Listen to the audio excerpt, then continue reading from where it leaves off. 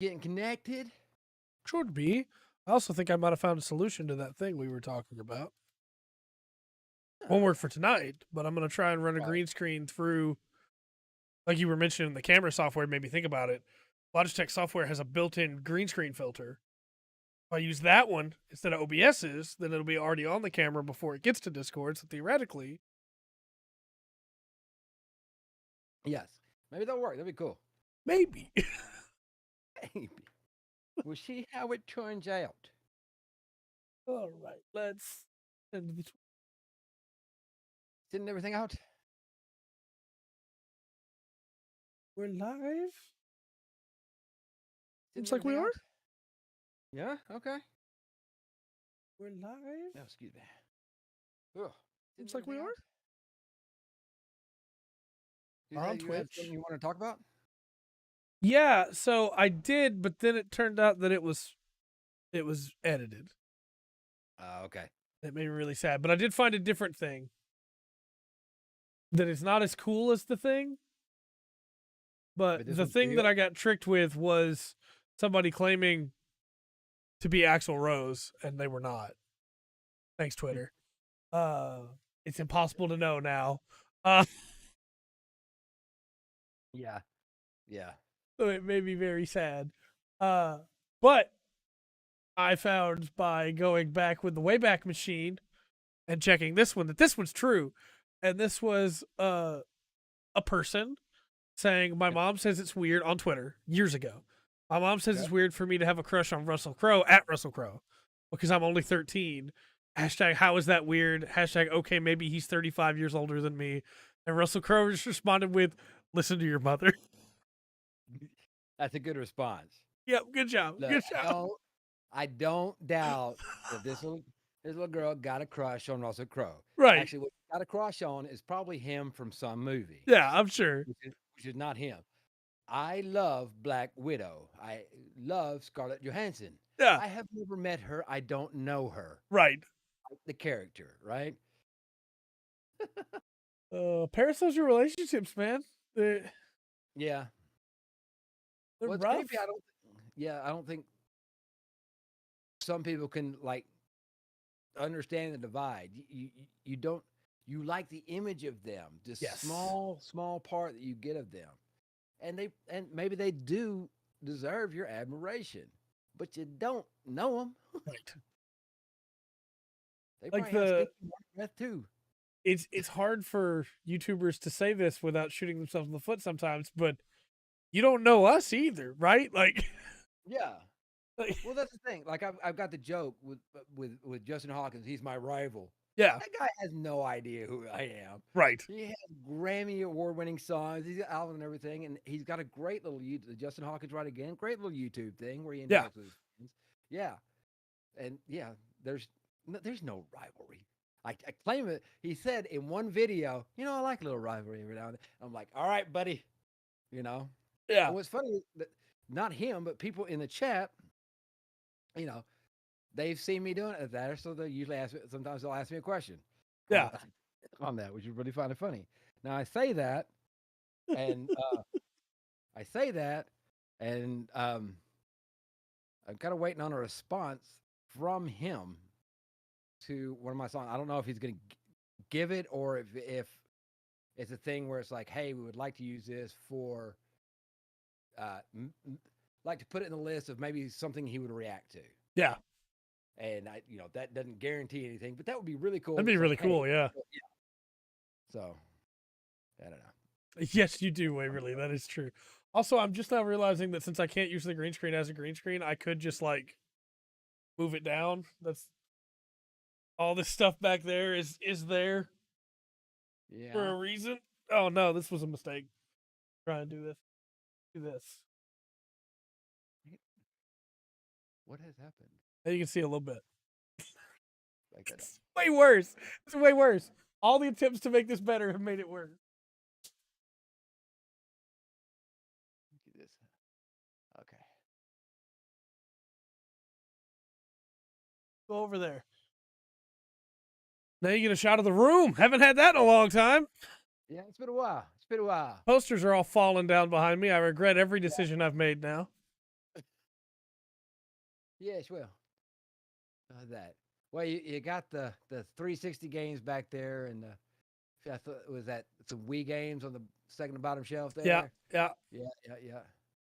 Also, Yeah. like, you can see that the setup was not made with this new lighting, which was exclusively made for the green screen, because everything's reflecting back there now. So, you know, this is a great sudden split second decision that I made. Uh,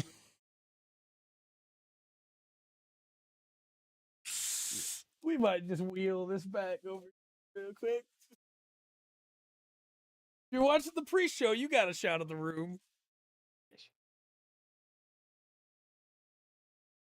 There we go. Yeah. Okay.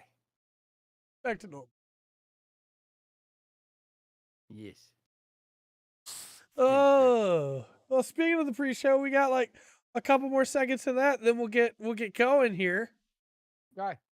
But I got some exciting stuff for y'all today, so hopefully you're looking forward to it. Yeah.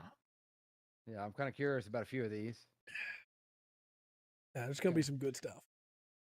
Yes. Yes.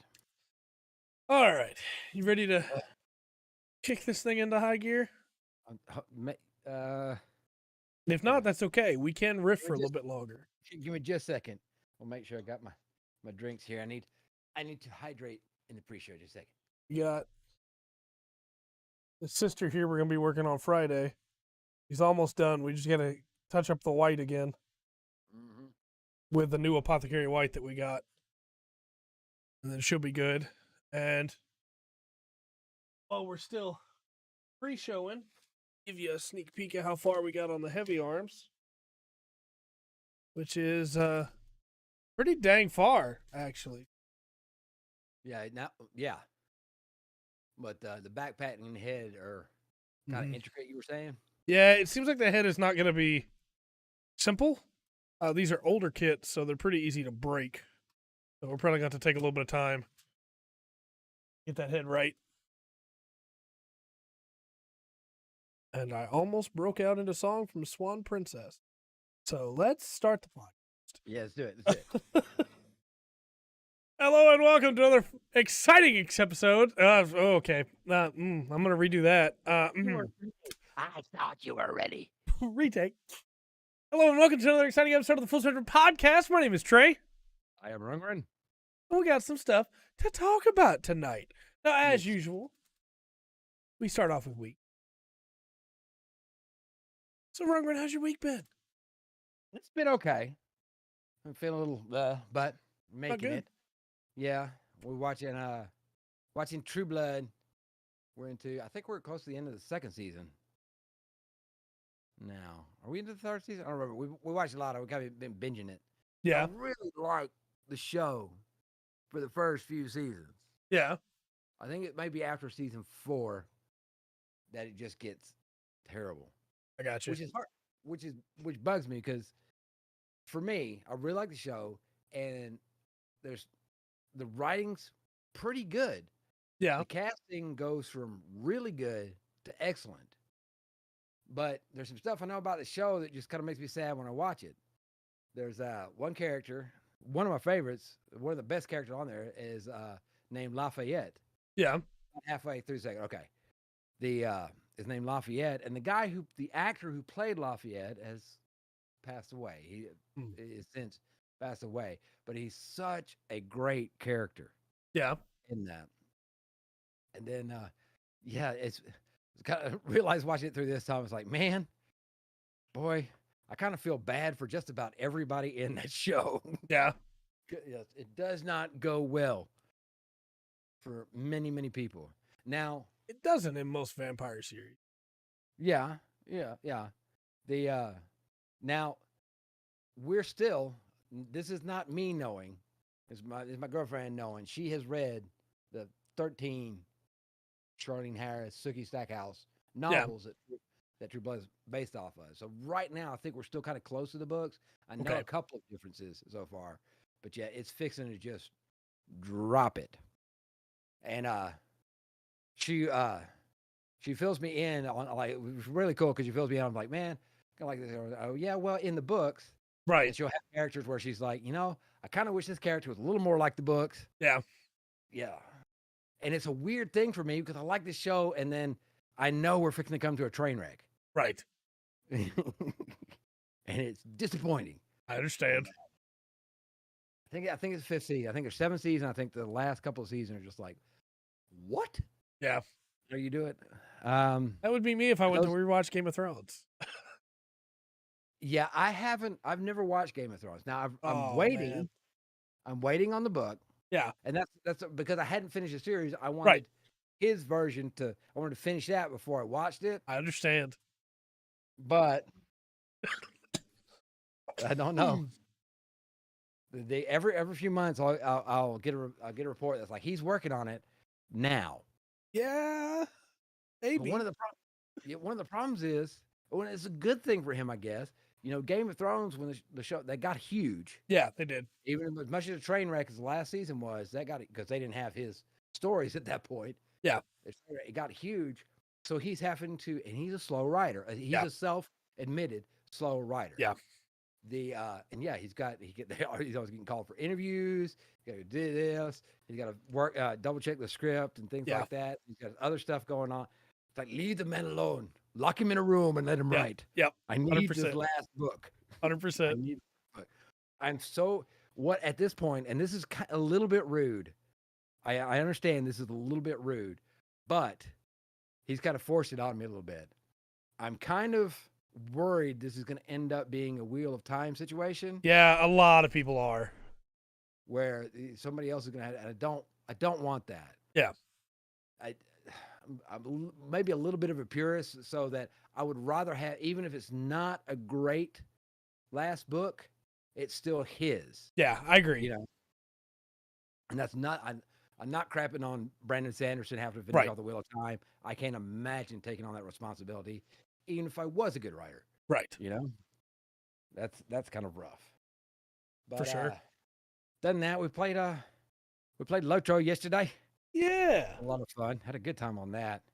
The world's really starting to open up there. Run around doing a lot of things there.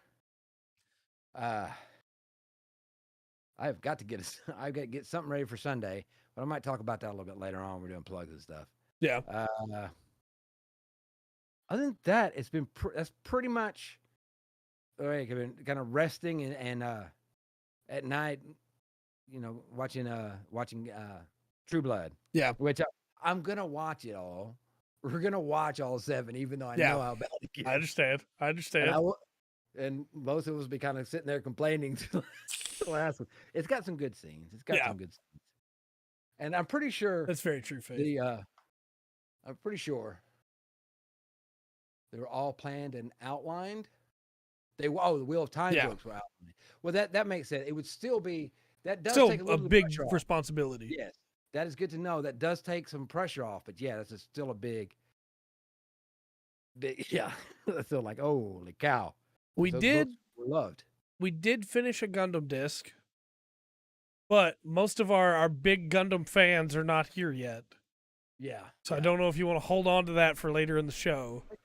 I will for a little bit. I'm kind of I've got to get my hopefully I'll get my daily call out to hurry up. A little while.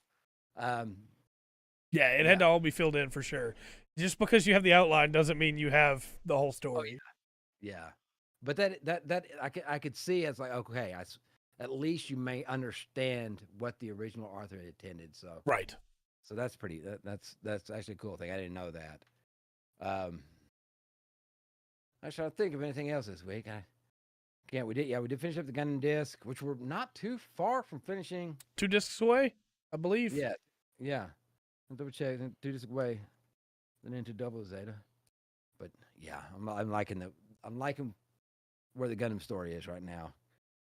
It's got a couple of things that upset me, not because it's bad or doesn't go in the story, but because it does fit in the story. Yeah. And it's not a good situation. Does that make sense? Yeah, no, 100%. You don't dislike it because it's bad storytelling. You dislike it because it's good storytelling. You just don't like that it's happening. Yeah. It's happening. Yeah. Fix it. Yeah. Come on, Rekawa. Right there with you. Well, that's about. I have a boring life. That's about it for me.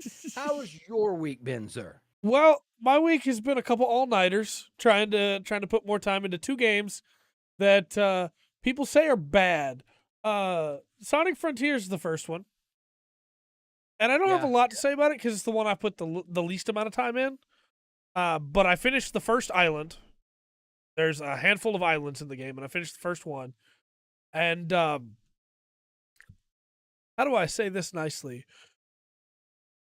It doesn't matter how bad the pop-in is in that game for me, because the first big boss fight. I mentioned last week that I got to see what the boss was, but I didn't actually get to like fight it. Yeah. I got to fight it, and they pull Metal Gear Rising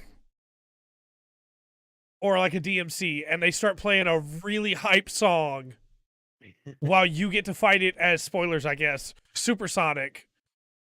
And you're just pummeling this thing while parrying its attacks and flying back in and trying to build up your rushdown meter so that you can get in and at one point the thing like tries to eat you and you have to like stop it while the music's going like, yeah, I'm alive.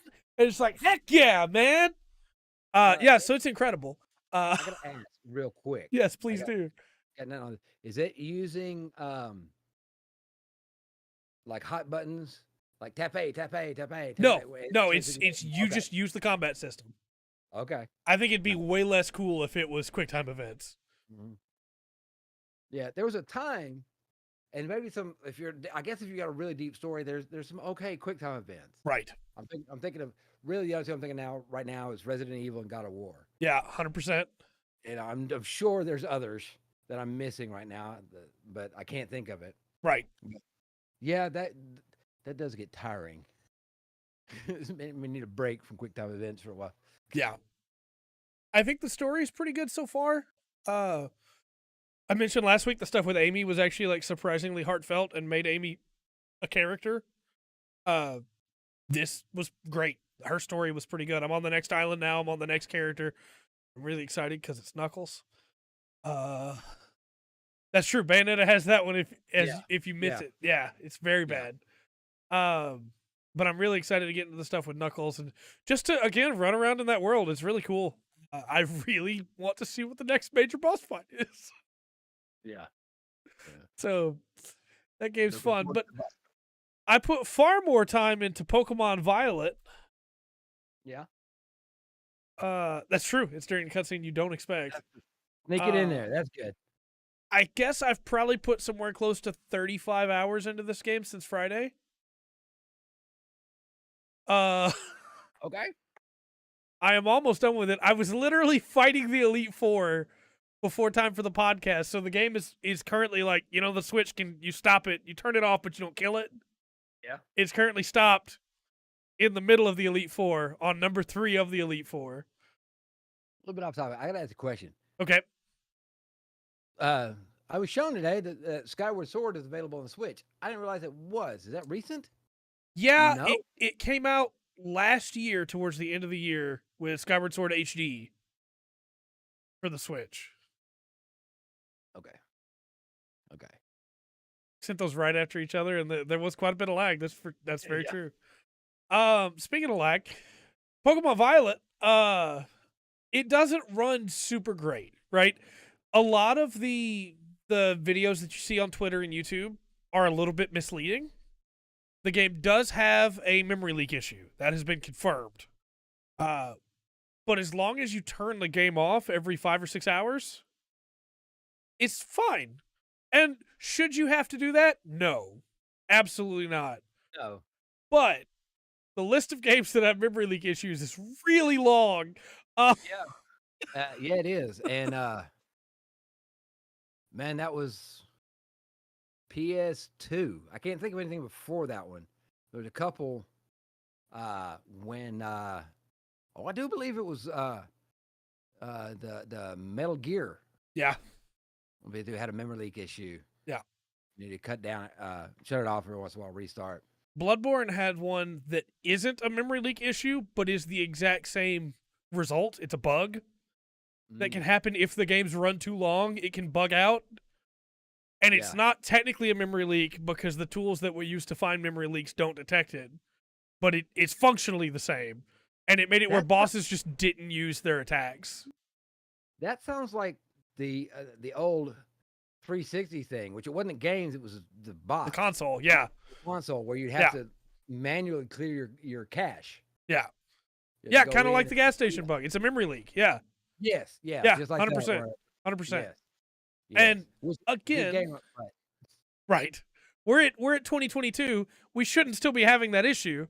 Right. But other than that issue, the game actually runs pretty well. FPS is not as high as it should be, and if you run it in docked in 720p, the FPS goes up. If you play it handheld, the FPS is actually pretty solid in handheld mode because handheld defaults to 720p. Mm-hmm. I'll tell you right now, if this game had more time in the oven, this would be the best Pokemon game. Really? Yeah. So if you remember when we first saw this game's first major trailer and we did a reaction to it, they talked about how there were 3 different stories. Yeah. All 3 of those stories are better than most of the mainline Pokemon game stories have been individually. That's good. And when you put them together, they are incredible. The gyms can be done out of order. Oh, go ahead. Sorry. Well, I was trying to remember. I think we talked about it before, or mentioned it before. I don't know, but the 3 storylines meet, don't they? It seems like they're gonna. I haven't finished it yet to get there. Yeah. But one of the storylines, I'm at the last section of it, and it said, if you can find some friends, bring them. My guess is those friends will be, thank you, the people that I met for the other storylines. You know, that's my guess. I don't know that. But it doesn't level scale. So if you decide to go out of the way, you can get completely demolished, or you can grind and completely demolish. I personally like that it doesn't level scale because it means that I get a challenge when I go to a gym that's way higher level than mine. Yeah. And because it doesn't level scale and they've changed the way the gyms work, you don't know going into a gym what level that gym is. You get to the point where you get to fight a trainer or the gym leader, depending, and you get to go, yeah, I got this, no problem. This is a water gym. This guy's Pokemon at level 30. I have level 17 Pokemon. All right. And when you fight an uphill battle like that, Pokemon is not a hard game, right? It never has been. Yeah, it's not supposed to be. This gives you difficulty that you can give yourself, basically, in a way that I find really interesting. It does mean, and I've seen some lies on the internet that have me pretty upset. There's a YouTuber, I'm not going to say his channel, but he made a video that was like, I broke the game on accident by going to the last gym and doing it second. It's like, well, the last gym, it doesn't level scale, so you got to the last gym with level 50 Pokemon and ground up to beat those level 50 Pokemon and then went back and got mad that the rest of the game was easy. When you went from level 10 to level 50, come on now. You obviously, if you get there, they're level 50. You're supposed to go somewhere else. That's funny, man. I'm having flashbacks to my first run through of Final Fantasy VII. Yeah. I finally got to Sephiroth. I fought Sephiroth for 1 hour and 45 minutes. Yeah. I lost. Yeah. The first time I got there, but yeah, I don't know. I can't remember when I've had another battle like that. Right. There is a trainer in this game that I still have not beaten. My Pokemon are almost level 60 now, and this trainer's level 44, and I still have not beaten this trainer because they have a Hippowdon that... So, one thing I should mention, one of the things that makes Pokemon games really easy is that most of the time, the enemy AI is not very good, and they don't have very good movesets. That is not true in this game. Regular trainers will use Stealth Rocks. They will use Rest. They will use Baton Pass. They will try and outsmart you. And there's a level 44 trainer with a Hippowdon that knows Earthquake and Rest. Okay. And that thing is such a pain. Go to sleep, and then I'll kill you. Yeah. But at the same time, it feels really good to beat these trainers. Like when I get into a battle and I know they're doing everything they can to stop me. And it's almost like playing another person in that way. It's not as good as another person. Other people would pivot and do things like that. They're not doing that. But they finally have the move sets where if the AI was better, this would be like fighting other people. Okay. And it's really cool in that regard. I don't just mean to gush about this game because it does have its problems. Right. The towns are not good.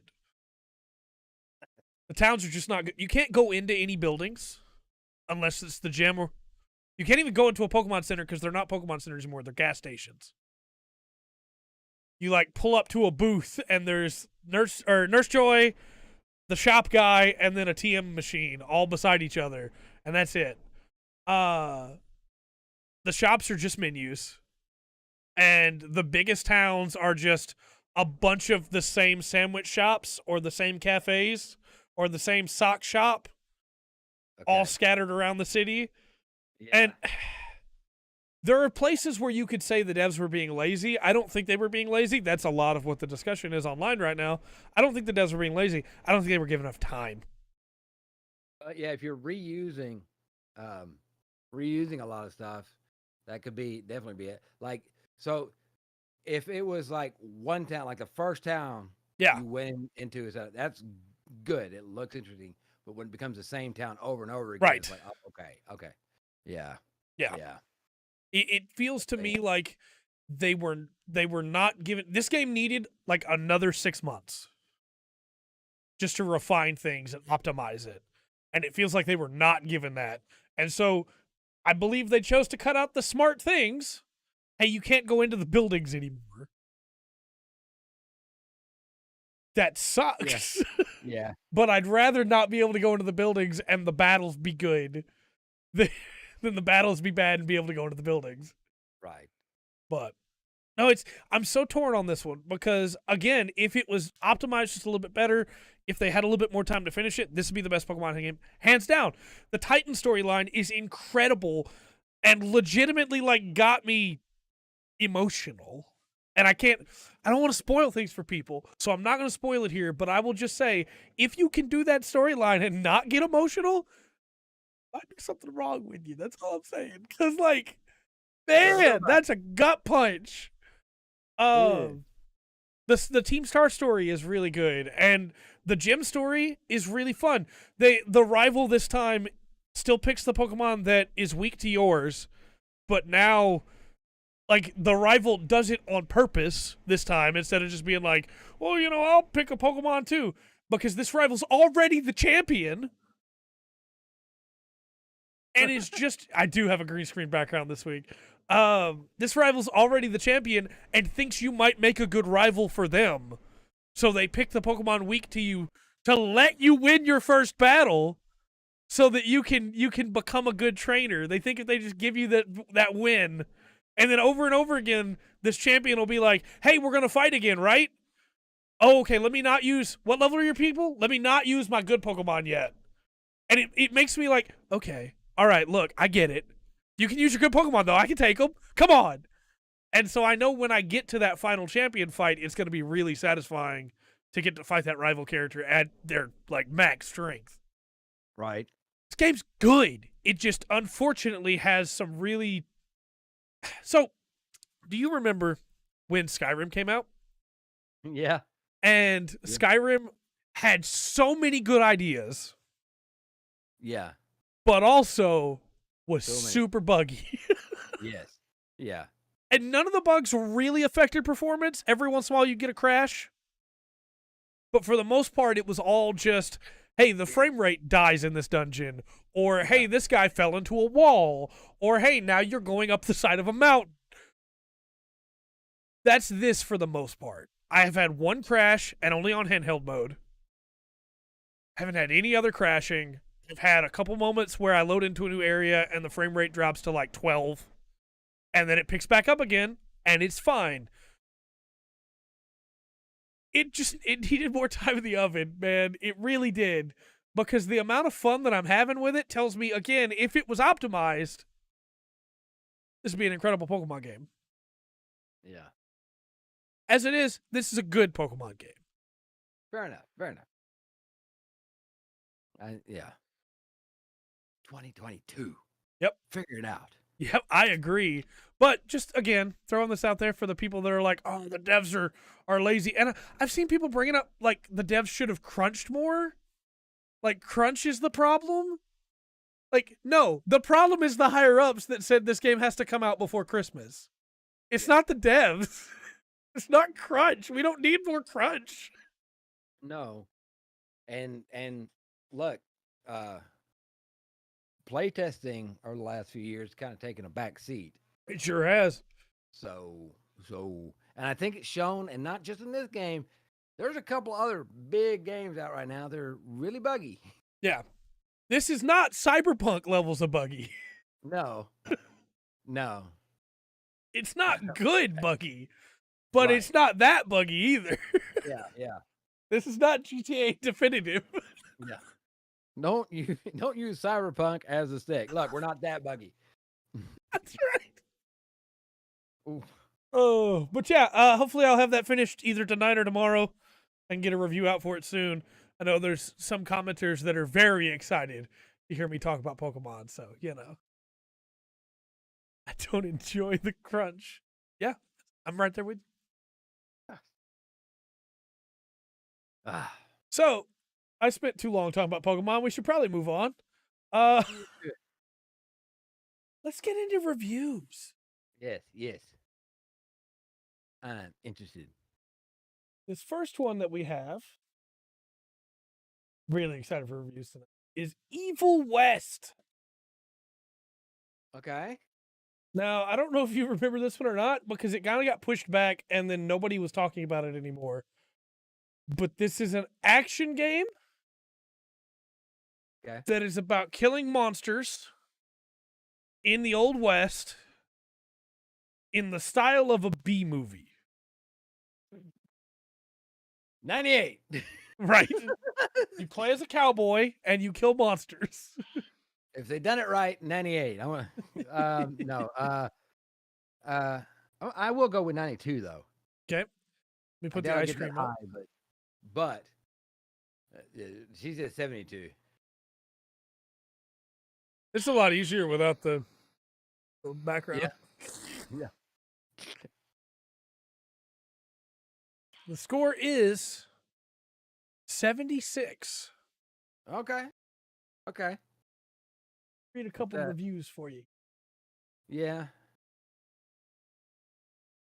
I was hoping they'd give it the old Tremors try. Right. Press Start says Evil West is a relic of a bygone era, one that any fan of high-octane action games should experience. An all-around, excellently paced main campaign, ridiculously fun combat, and flexible character progression make for one of 2022's best games and one of the best third-person shooters in recent years. What a compliment. Yeah. All right, what else we got? And then VG247, we got to bring them back, says, however you feel about Evil West, the $50, $60 asking price is too steep for what's on offer.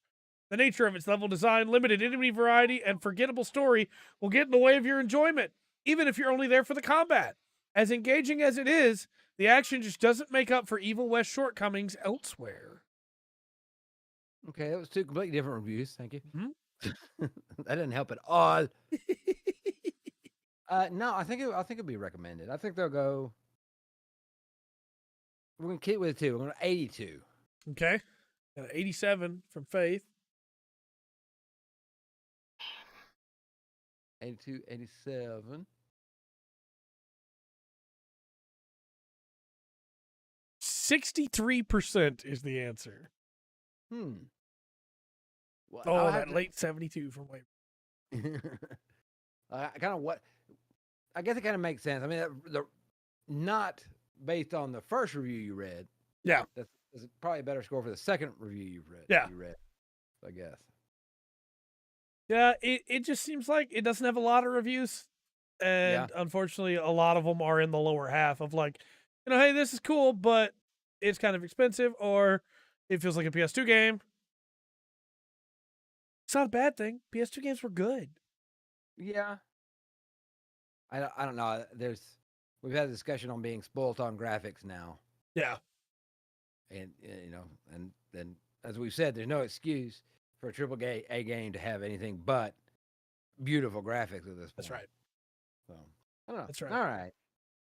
Also, just real quick, I want to specify for anybody that's looking forward to it, we won't be covering Gungrave reviews today because the embargo on that dropped an hour before the podcast, and that means we don't have as many as we normally would, and the scores are going to be vastly different next week. So we'll cover Gungrave next week. And also, Dark's going to be covering that. Is that she got it? She got that one Thursday. Yeah. Okay. I thought I read that. He gets 72 on any other games because of lag. Next up is the Dark Pictures anthology, The Devil in Me. Now, these are the games like The Man of Medan, things like that. These are your walking simulators, which is far more like caustic of a genre title than for it to be for these. It's just that's what it is. That's kind of That's not a good description, but it is a good description. I don't know how to. Yeah, it's much more than that, but at its core, that's what it is. Yeah. Got a 72 and a 75. All right, I'm gonna go 84. All right, I'm gonna go 84. I'm gonna give them a little boost here. People seem to like these games for the most part.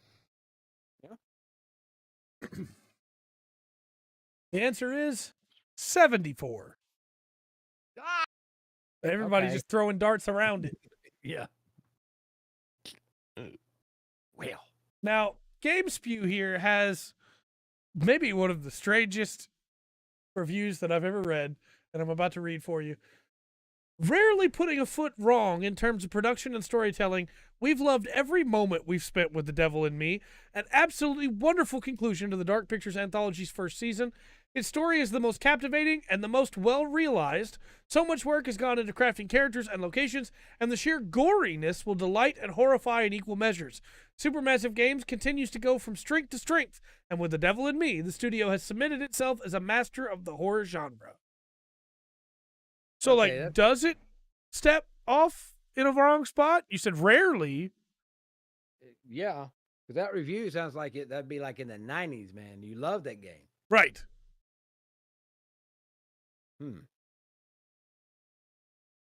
Interesting.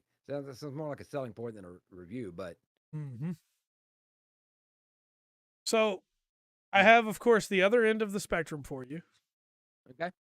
Shack News says, The Devil in Me often subverts your expectations in such a way that diminishes player agency and makes your own choices feel arbitrary. Although its added gameplay features make for a more interactive experience, they hardly break the mold and were poorly executed. Technical issues tarnish the experience overall. The game still relies heavily on QTE-based survival mechanics and does little to set itself apart from its predecessors. What had the potential to be a truly horrific conclusion to the Dark Pictures anthology amounts to little more than a lackluster thriller with a predictable narrative that opts for shock value and jump scares over quality. Okay. I think I got a score. Got the two sides there. Yeah. 77. Okay. Faith has said the same. Yeah. So we got 72, 77, 77. The score is 61%. Okay. That one dropped a little bit further than expected. Yeah. I know you're excited for this next one. Goat Simulator 3. It's amazing. Okay. This is, of course, the third game in the Goat Simulator franchise. Let's try 88. Okay. 88. We've got 88 and a 72. And 72, of course. Another 88. Okay. I said it first.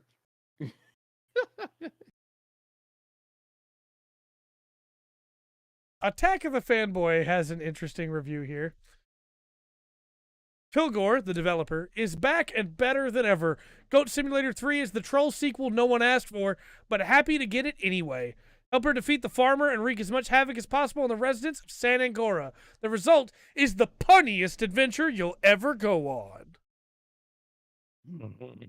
72. Okay. I'm sorry, I didn't say the answer. The answer was 72, right. which means Waverly gets her spot on the board. Is that why you didn't do that? No, I forgot. I was excited to talk about Goat Simulator.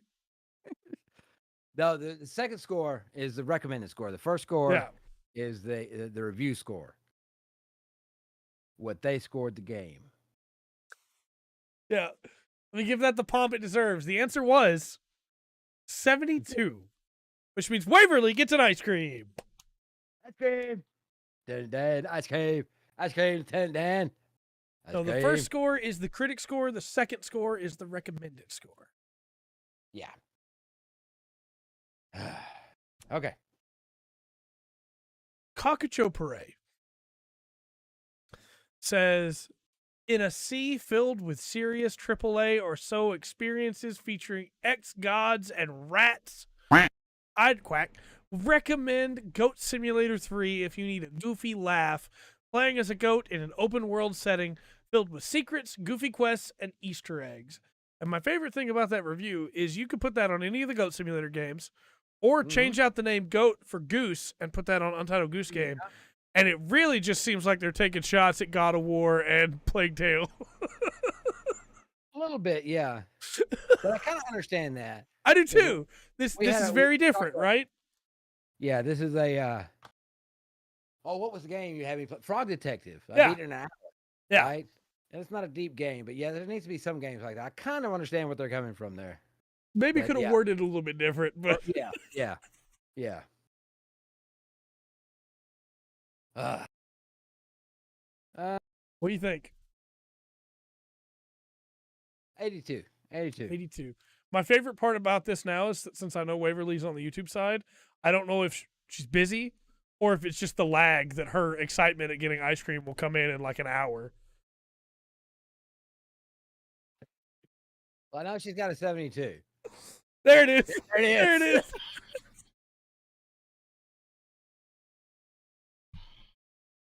That was perfect timing.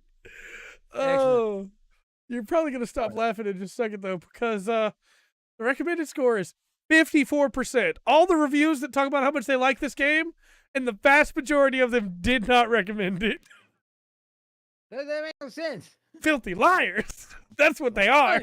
They are. All of them. This game has like 6 reviews that are below a 7 and somehow got a 50%, 54%. Yeah. And I know we're picking on the great, but I mean, we got that one review that explains in not a very good way, but hey, this is what this game is. Yeah. And I don't know. I did not. Understandable. Now, lastly for tonight review-wise, we have a very special game. And these reviews are man, I'll tell you, I had to read all these reviews for Pokemon Scarlet and Violet. Oh, okay. And these reviews run the gamut, man. What do you think the critic score is for Pokemon Scarlet and Violet? You heard me talk about it a while earlier. Yeah. I'm going to say 84. Okay. 84 on that one. We got a 72, 84, and an 89. The answer is 76. Okay. I'll tell you right now, people don't make sense to me. Hobby Consolas says, Pokemon Scarlet and Violet capture all the magic of the past and merge it with the improvements of the future, resulting in 2 fresh installments with very good ideas. The graphics is still their biggest weakness, but they shine so brightly in everything else, and they are so special games that they get our A rank. Then you have Nintendo Life that says, It's a smaller step than many may have hoped for, especially considering what Pokemon Legends Arceus did, but it's definitely one in the right direction. And I'm going to read a third one for you because this is, I don't understand this website. Game Revolution says, unfortunately, Pokemon Scarlet and Violet didn't get the development time they deserved. It's hard to see a franchise that means so much to me finally start heading in the right direction only to come up short. I sincerely hope that Game Freak and Nintendo will start listening to fans and critics and turn things around. Well, okay. At least that person sounds pretty passionate about this game. Mm-hmm. Now, the I didn't read a lot of them. Fair enough. But the review for that, I kind of feel, it seems to me, being a complete dumbass outsider, that it's unfair to really compare this to Arceus. 100%. Because Arceus seems to they want to do something different with Yeah, Pokemon. they are so different games. And this one, even when we watched the trailer, we're like, yeah, this looks like old school Pokemon. Yeah, this is Pokemon. It's Pokemon, old school Pokemon. I mean, it's upgraded graphic, but it was pretty close to my opinion. Well,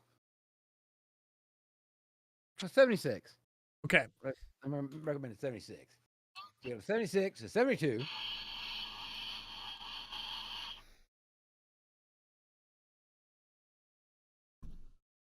Oh, another 76. So I'm going to tell you right now, the score is 53% because some critics have taken it upon themselves to die on this hill of it doesn't matter how much we may like it, it shouldn't get a good score because it's buggy.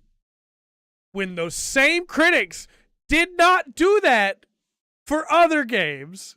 One of the biggest outlets on the internet gave GTA Definitive Edition a 9 out of 10 and gave this a 4 out of 10, saying that it was buggy. When they gave GTA Definitive a 9. Yeah. There goes your credibility, sir. Yeah. And that's what makes talking about this game so difficult, right? Because no, you shouldn't ignore the problems. The problems are there. They're a problem.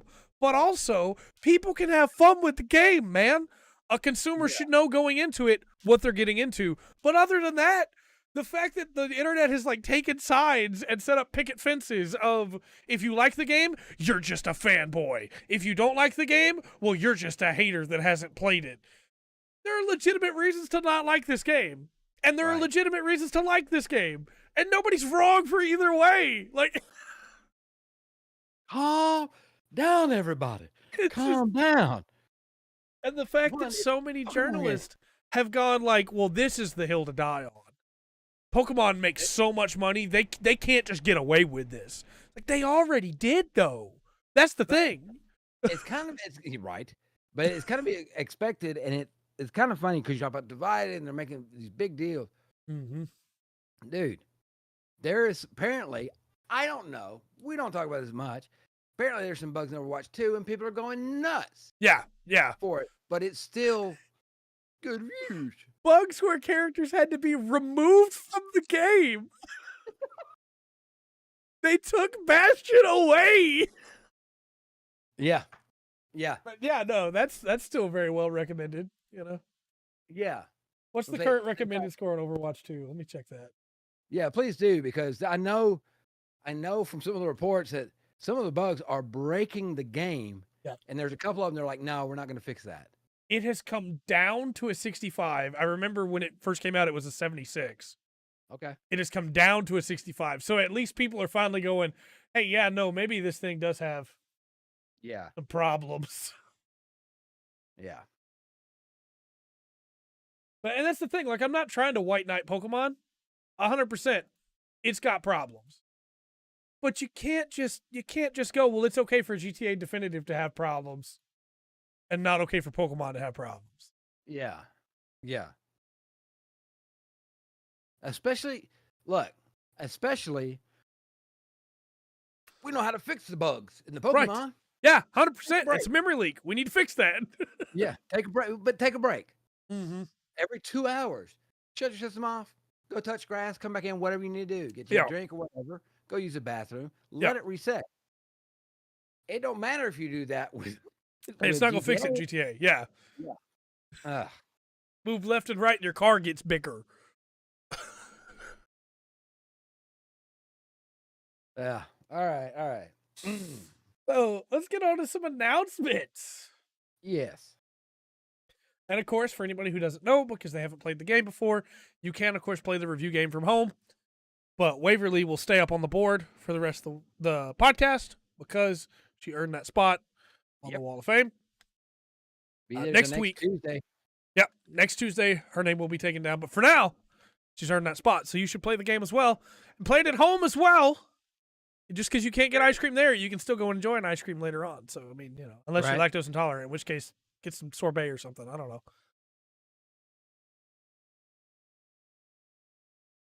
Never. But let's get into the announcement. I know you're ready for this first one, so I'm just going to sit back and let you take this first one. Yes. Trails of Cold Steel, The Northern War. Now, this is going to be a mobile game, which is a little unfortunate, but it's going to have a closed beta test and a full launch next year. And I'm really hoping that it gets released outside of just Japan. I do think it's really funny. For anybody who doesn't know, this game is set in between Trails of Cold Steel 2 and Trails of Cold Steel 3.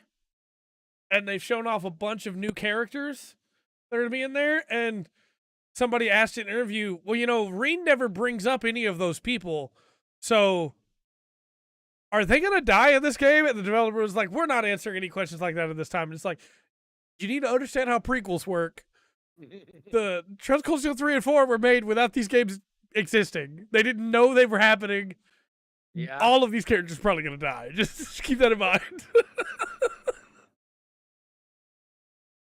I wish it wasn't a mobile game, but either way, I'm still pretty excited about it. That's like watching Rogue One and not understand how that movie's going to end. Yeah. Right? Yeah. I like Rogue One, but I know. Yeah. There's no way. It's set in stone. They are not going to release the anime and the mobile game at the same time. They're going to go in and release the anime first, and then the mobile game will expand the story of the anime. So that's a good idea. I think so. I think that's a good way to get people interested, and also means that people that can't play the mobile game, if it doesn't go to their country, which I'm afraid it probably won't come over here, at least we still get the story. Yeah. So. Yeah, that's pretty cool. Maureen Schwartzer. It is really funny to me, too, that his English voice actor, Sean Chiplock, reacted to it and went, there's going to be a series? There's going to be a game? And it's like, the fact that they haven't talked to him yet doesn't mean anything. I saw some people being like, this means it's not going to get released over here. It's like, yeah, no, it's not even happening in Japan till next year. They're probably not going to contact him if it's even going to get a dub until like early next year. Yeah, if they're doing that, they're probably concentrating on that side of it. So if they're going to, what's the word I'm looking at? Localize it for us here. That's probably, that'll probably be a couple months after the release. Yeah. And maybe even a bit longer. And that the funds off that will be used to localize and get to voice actors. Falcom does it even slower than everybody else because Trails Kuro no Kiseki, Trails to Black, is already out. The sequel is already out in Japan, and we still haven't got the first one yet. Like, they take a really long time to localize games, unfortunately. We're 3 games into the new series, and we haven't got the first one, so. But speaking of stuff that we're getting, the Rainbow Six Siege Nier crossover continues. Yes, the adventure of Twin Control. Yep, because now Lana is getting a 2B outfit, which means we get a short little clip of 2B running around with a scar, taking shots at targets, and it just doesn't look right at all. It doesn't look. It looks so bad. Yeah. Well, between the images I got shown last week, between you and Dark, I'm scarred enough. Okay. Yeah. Yeah, it doesn't look like 2B at all. That's the worst part about it. Is like, hey, what is this? If it was near the Adventures of Twin Control, I'd probably be much more excited about playing it. Yeah, I agree. Sorry, that's a off topic. Go. I agree. So yeah, it's still happening. I'm gonna make a video on this for sure.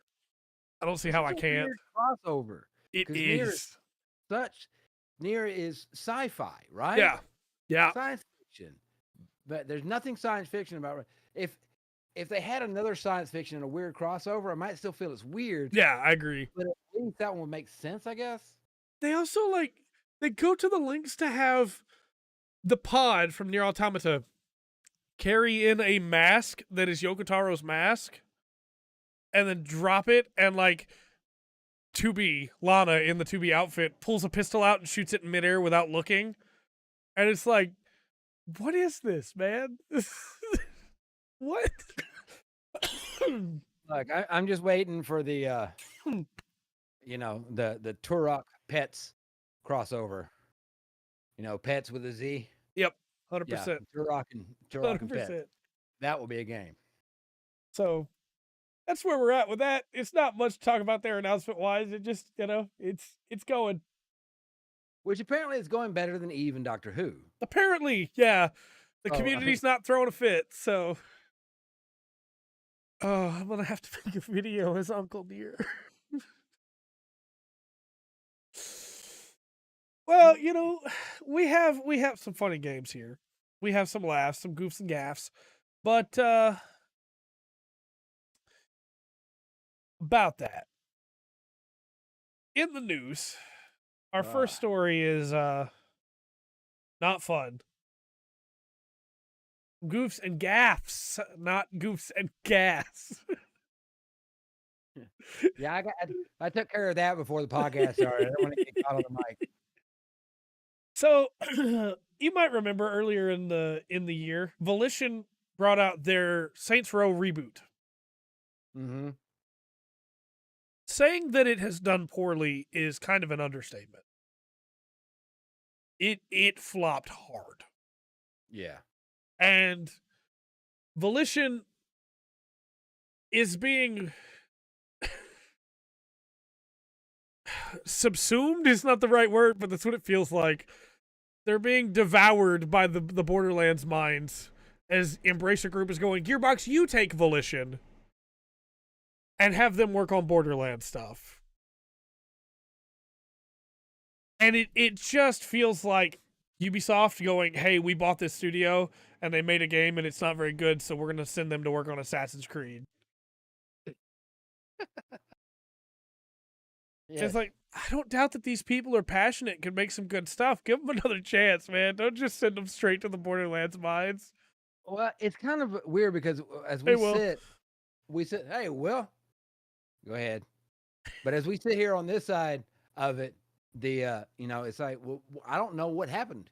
Like, yeah. Did they get stuck behind crunch? Did they not finish the game? Right. Was it poorly written? Right. There's a lot of stuff that's about that. Did the producer have a problem with it? Right. So it's kind of a weird thing. I mean, I guess Ubisoft's going to say, no, it had nothing to do with us. They messed it up. Yeah. Now we're going to put them in mind. Okay. Yeah. Now they got to do this because it was their fault. Haha. Yeah. Well, I really don't feel like it was Gearbox, but I mean, I guess so. Volition devs obviously can't say anything about this. They're bound by contract, but it's just kind of a shame of Well, it's like if you're on a construction site and you're running that construction site, your guys may mess up. Yeah. That's still on you if you're running it. That's right. That's still on you, Podcast part 2. Yeah, you made it to the second hour of the podcast. Nice. Yes. I need my reminder, Will. I need my reminder. Go ahead and tell me. I know I deserve it. So, it's unfortunate, but it's not just Volition. Because my light just We also have Gearbox buying out Risk of Rain. This is kind of weird because they bought it. They're running an IP, but they're not. They're running it as it's kind of like a partnership with whatever. Hapu. Thank you. That just kind of checking into it because it was on here looking at it. That's what it kind of seemed to me, which is a little different than some of the other stuff we talked about where people have flat out bought. Right. They didn't buy the studio. They just bought the IP. And it sounded like in the article I was looking at, they're still working, alongside the original owners of the IP. Yeah. So it's kind of a little bit different. Well, they are and they aren't. It's weird because their community manager came out and said that they won't be working on new content for 2 or any Risk of Rain titles moving forward. But that doesn't mean that Gearbox isn't going to keep working on it. And Gearbox is going to be reaching out to them for clarification and making sure everything's done the way that it should be. But from what it seems, it's just like, hey, we're done with this now, officially, and we're going to make new things. Yeah, it was kind of, like I said, we've talked a lot about studios getting bought out, some getting bought out and shut down. Yeah. Right? This is a little bit different, and I don't want to say a feel-good story, but it wasn't as, detrimental as, we're taking this, they're shutting that down. This actually seems like it's a little cooperation. Kind of like what Amazon should have done with the token estate. Right, yeah. Seems like maybe they're doing. It feels really weird to me, too, though, because why buy the IP and say you're going to keep working on it, but not buy the devs that made it, right? It's just a strange decision. Yeah, but there may be some devs who at one time were there that are now at Gearbox. That are now at Gearbox. It's possible. We don't know. We don't. Yeah, that's very true. From the other side of it, the thing that seems really weird to me is we don't know how much they got offered for this, but it must have been a lot because this was their big IP. Yeah. That Risk of Rain 2 was still doing great. It just had DLC that came out this year. It's been a great series for them, and they must have got a good deal. I hope that we get a little more details. I don't want to be nosy, but I would like to get a little more details on how that's going to work out. Yeah, for sure. But that's all we know really right now. Yeah. This next one is interesting, man. Because I didn't know this was a thing. But God of War Ragnarok didn't credit a composer. Yeah. And this aggravates me, so I want some more details. Yeah. So how this shakes down is one of the composers for God of War Ragnarok was not included in the credits. And specifically, she composed a couple of different stings used in some of the big boss fights in the game. Reorganized some of the orchestry, reorchestrated some of it to where it flowed better with, hey, this is that theme, but it's this boss's version of the theme. Yeah. And that's what she did. Mm-hmm. It's very important work. It honestly makes the difference at Game Awards and stuff like that, right? But turns out the industry has a standard that none of us knew about,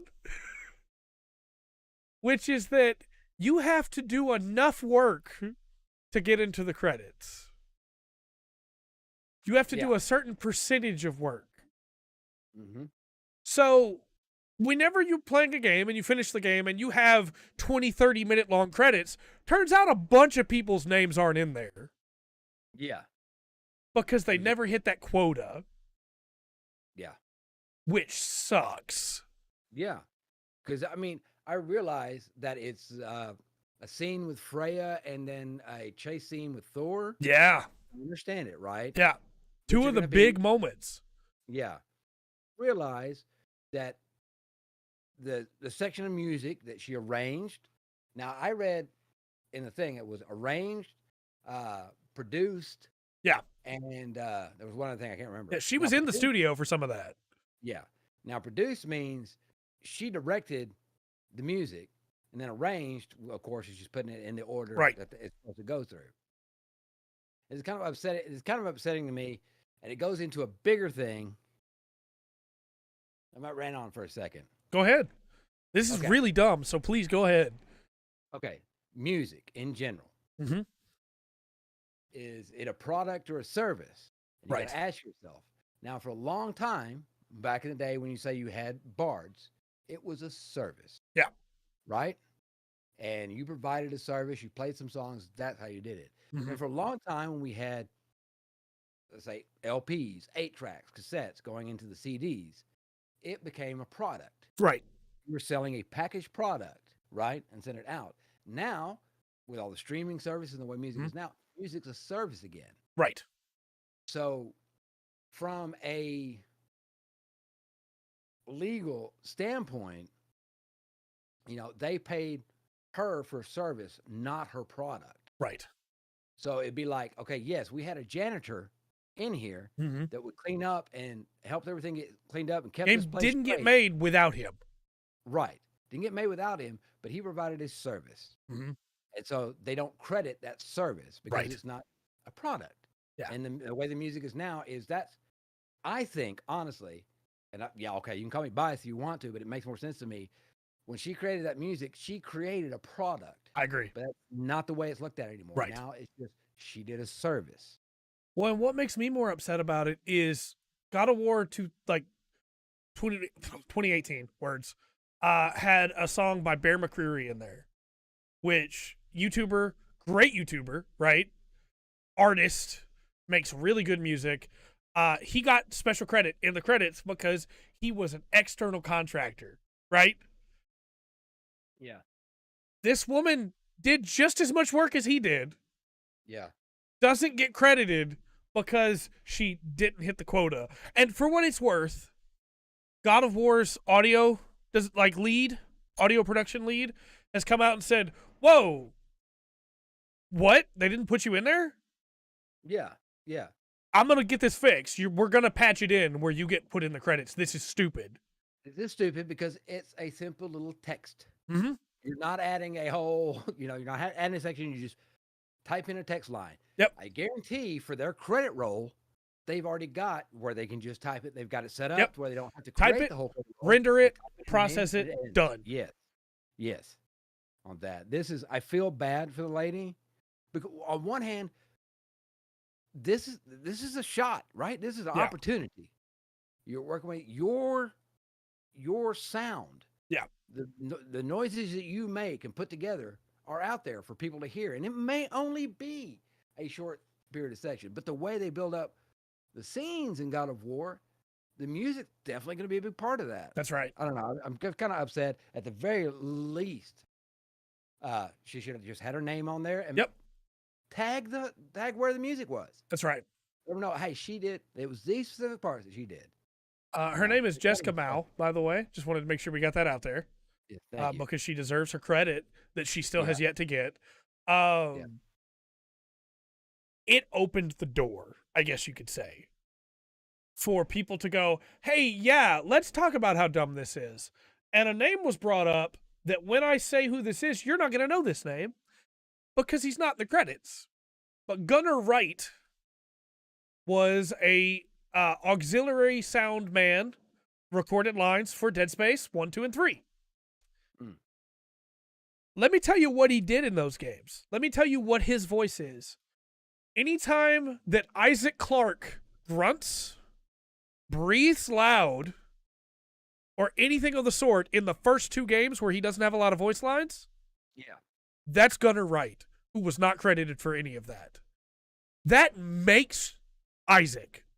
It's those little moments of you stomp and the silent character in Dead Space 1 goes, Like, that gives him so much personality because he's quiet in those games, in Dead Space 1 at least. He doesn't have a voice. And the fact that, he's not credited. Like, what? Why? Why is he not credited? It's like, well, I know you're not going to pay him a lot. You're not paying him a lot. Yeah. You know, this credit, eh, and it's more than just, hey, I deserve to see my name up there. Yeah. If your name's up there, you can point at that. That's right. And you go get another job. That's absolutely right. Here I am, right here. Yeah. I did this part. You know, if this Kamau gets hired for something else, she should be able to say, "Look, I'm credited right here for doing these. What do you think about this? What do you know? I don't know. Yeah. It's really aggravating." So I have one more for you here. Okay. Yoko Shimomura, a name that I'm sure you recognize, was not credited for her work on Street Fighter 2. Yeah. Yeah. And had she not broke out in Japan after that on her own, probably never would have been heard of, right? Wouldn't know. Yeah. I guarantee. And this is aggravating. This is not the old golden age of games where, hey, you know, we're a tiny developer. We just drag this person off the street, right, gave him some bucks, and you know, had him say a line and send him out. You know, there's one voice line in the game. I'm like, this is, it's got to such an industry now. Yeah. This should be taken care of. I just want to give a quick shout out to the team that did the localization for Tactics Ogre Reborn here in the US, because they added, and the studio allowed them to do it, they added the original credits to the game. Because you can play the original sound effects and the original music. So they added the entirety of the original credits to the game. Didn't have to do that. But it's the right thing to do. Yeah. So, yeah. So that's where that's at. Now we get into 3 stories that are redacted for you. Yes. All right. Cooking Mama goes to war. Okay. So, the Cooking Mama IP holder, which is Office Create, is suing Planet Entertainment for their sale of Cooking Mama Cookstar. So this originally happened back in 2020. Okay. Obviously, 2020, a lot was going on. This flew under the radar for most people. I didn't even know Cooking Mama Cookstar came out. Turns out that's because it didn't come out, or at least it wasn't supposed to. No. Office Create had a fallout with Planet Entertainment before the game's release in 2020 and told Planet Entertainment that they were not to release the game. But Planet Entertainment released the game anyway, even though they don't hold the IP. Oh, dang. And so Office Create published an official statement at the time calling it an unauthorized release. They have since, for the last 2 years, been trying to get Planet Entertainment to take it down of their own volition. I forget to credit you. They don't want to add everyone official credits. They should at least make it. Yeah, they really should. An extended credit version for sure. After the last 2 years of Planet Entertainment not listening, Office Create has gone to war. They are officially suing them and saying that Planet Entertainment is in a breach of intellectual property rights through the International Chamber of Commerce. And they have this wonderful little thing to say. This is a rough translation from Japanese. As we reported to you in April 2020, Planet Entertainment LLC, headquartered in Connecticut, USA, hereafter referred to as Planet, violated our license agreement, and released the Nintendo Switch version of Cooking Mama Cookstar, which did not meet the quality standards, without our permission, and started sales activities in North America, Europe, and Australia. In addition, in the United States and Europe, they began advertising the sale of Sony PlayStation 4 version of Cooking Mama Cookstar, which we did not grant in our license agreement in the first place. In response, what's that? This is going to get ugly in the court. Oh, yeah. In response, on March 30th, 2020, we notified Planet of the immediate termination of the license agreement and immediately prohibited the use of our intellectual property rights related to Cooking Mama.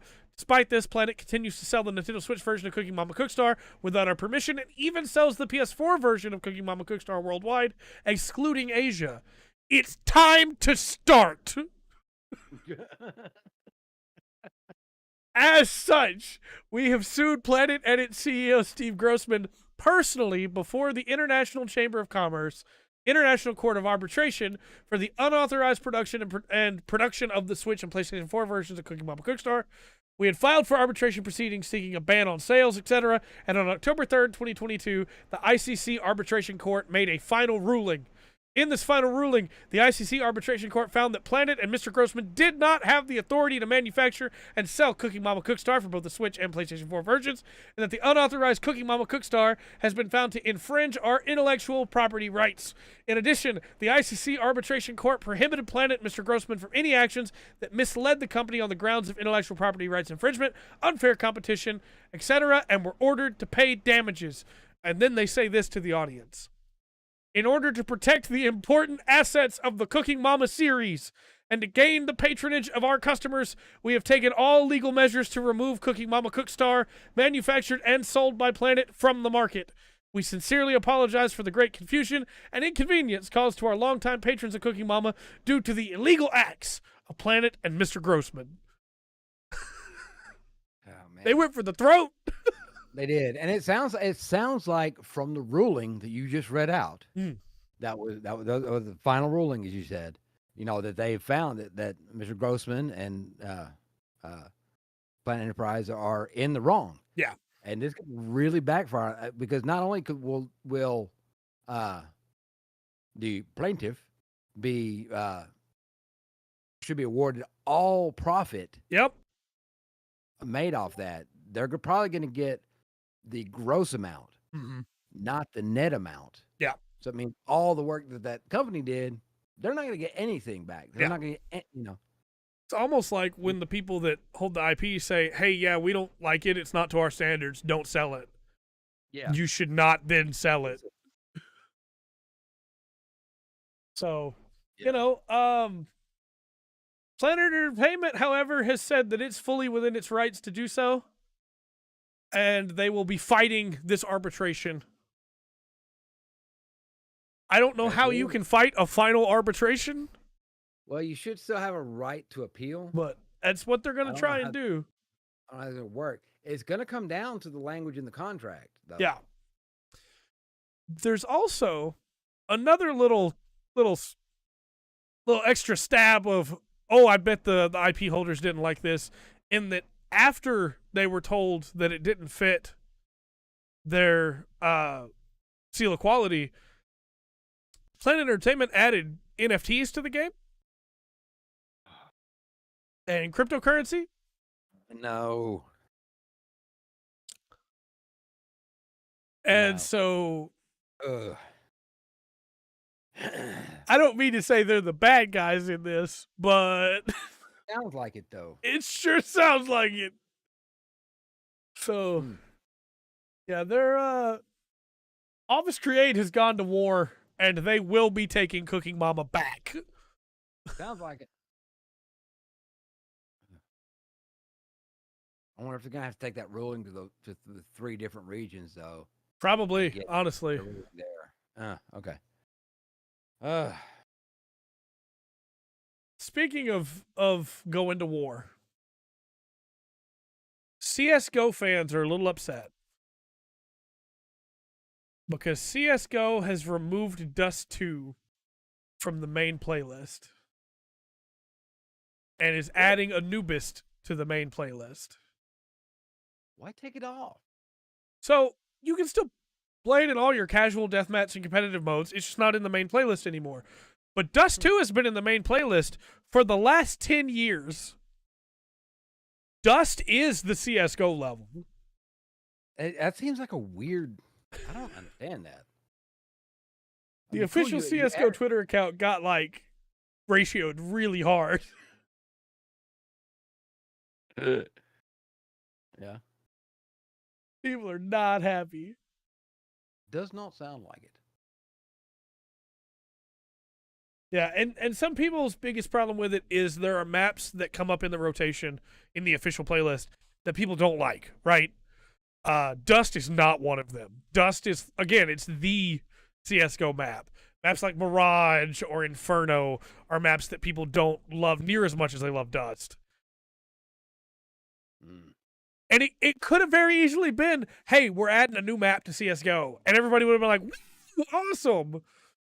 Yeah, it really seems an odd decision. Why take out Dust, man? Why did y'all hire the Overwatch marketing team? Yeah, exactly. That makes no sense. Oh. I don't get it. It's and the number of people that are like, why? Yeah. It makes no sense. So, that's where we're at on that. It's there's not really much to say other than just like, who thought that was a good idea, man? I don't know. That seems a really odd decision. It's like, no, what can we do just to really aggravate our fans? Yeah. We don't want to totally destroy them. We kind of want to aggravate them. Good. And while we're talking about Valve, this is not the next story, but this is just a little quick addendum. Because of this, it got me looking into Valve again. And Valve said they were going to fix the TF2 bot problem in March of this year. They haven't said a word about it since. Might be having trouble with it. They might be, but it's probably time to tell the audience something. Yeah, let them know. just throw that out there. We want to talk about odd decisions, though. Yuji Naka's been arrested. Oh, really? Now you might remember Yuji Naka. Yes. He's Sonic co-creator. Kind of a nightmare to work for, as we've been told many times. And also the man who made Balan Wonderworld. Yeah, so he deserves it, is what you're saying. He deserves to be arrested, yes. Right?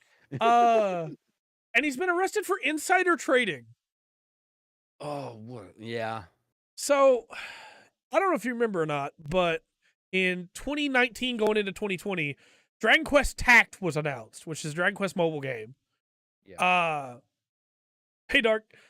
Which is a good game, right? It is a good, solid mobile game. Turns out, Yuji Naka, along with 2 other Square Enix employees, found out it was coming out and then bought a bunch of stock in the company that was going to be making it. Because, and it's Dragon Quest. This wasn't public knowledge. Nope. At this time when they bought the stock. Nope. Yeah. And then after the announcement, they did the double whammy and sold the stock. Yeah. Yeah. Do I think that'll be on sale for Black Friday? Balan? Probably. They should be giving it away. As punishment. Yeah. That's yeah. And it's if the company announced it, they'd be in the clear. Right. But, oh man. No, he was not. Yuji Naka was arrested for this this last week. There have been many people that have been arrested for insider trading, though. Yes. I'm pretty sure he knew what he was doing. He had to have. There's no way he didn't. Yeah. And the worst part to me is the other 2 people that were Square Enix employees did it for a lot of money, right? They spent a lot of money, like close to millions. Yuji Naka did it for $20,000. That's all he made? That's all he made. That's all he made. Not much. Still insider trading.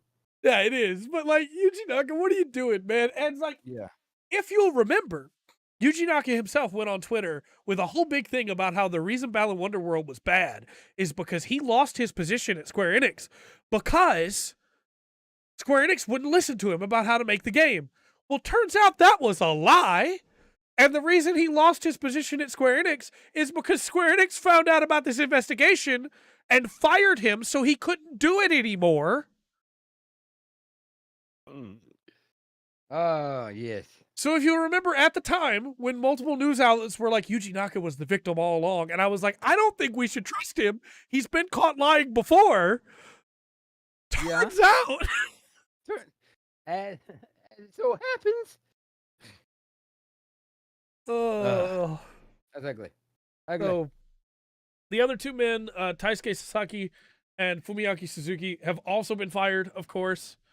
And Square Enix has like doubled down on its, hey, don't do this. You sign NDAs. Don't do this. Yeah. Yeah. Oh, that happens a couple times in the Yakuza games for sure. Yeah, he's a little sus. That's what I'm saying. Yuji Naka's a little sus. Yeah. So we knew that when we were talking about the Sonic stuff months ago. Yeah. The whole like, the reason Sonic's bad is because they won't listen to how I want it made. The reason Ballad didn't work is because nobody would listen to how I want it made. That's not true. No, the Yakuza one was because of the there was a guy that got fired from the Yakuza studios because of drugs. He was caught with a bunch of drugs. And which you just don't do there. Don't get caught. And there was another guy because of his acting studio that wasn't allowed to continue. Those weren't insider trading, but insider trading unfortunately happens all the time. Yeah, there's some of our honorable Congress people.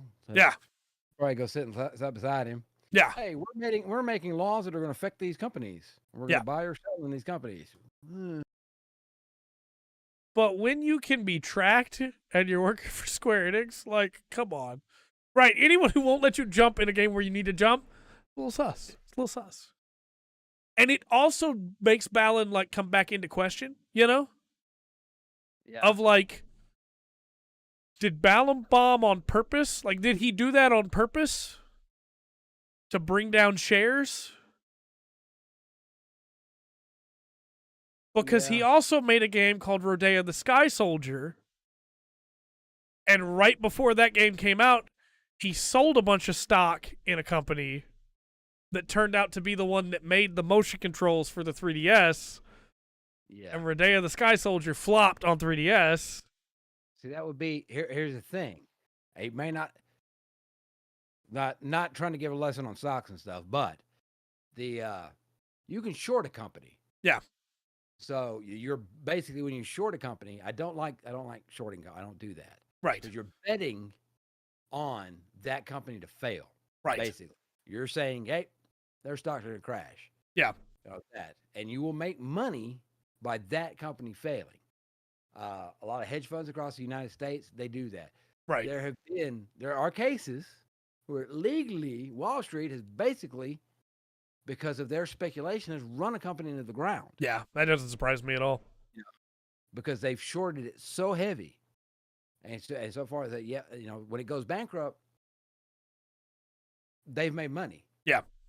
They're betting on it going short. Yeah. It's not, and so with Balan, as you're talking about being double game, if he betted on his company, stock going down, then this is not like shorting Activision after you find out all the stuff they did. Yeah. That's a little bit different.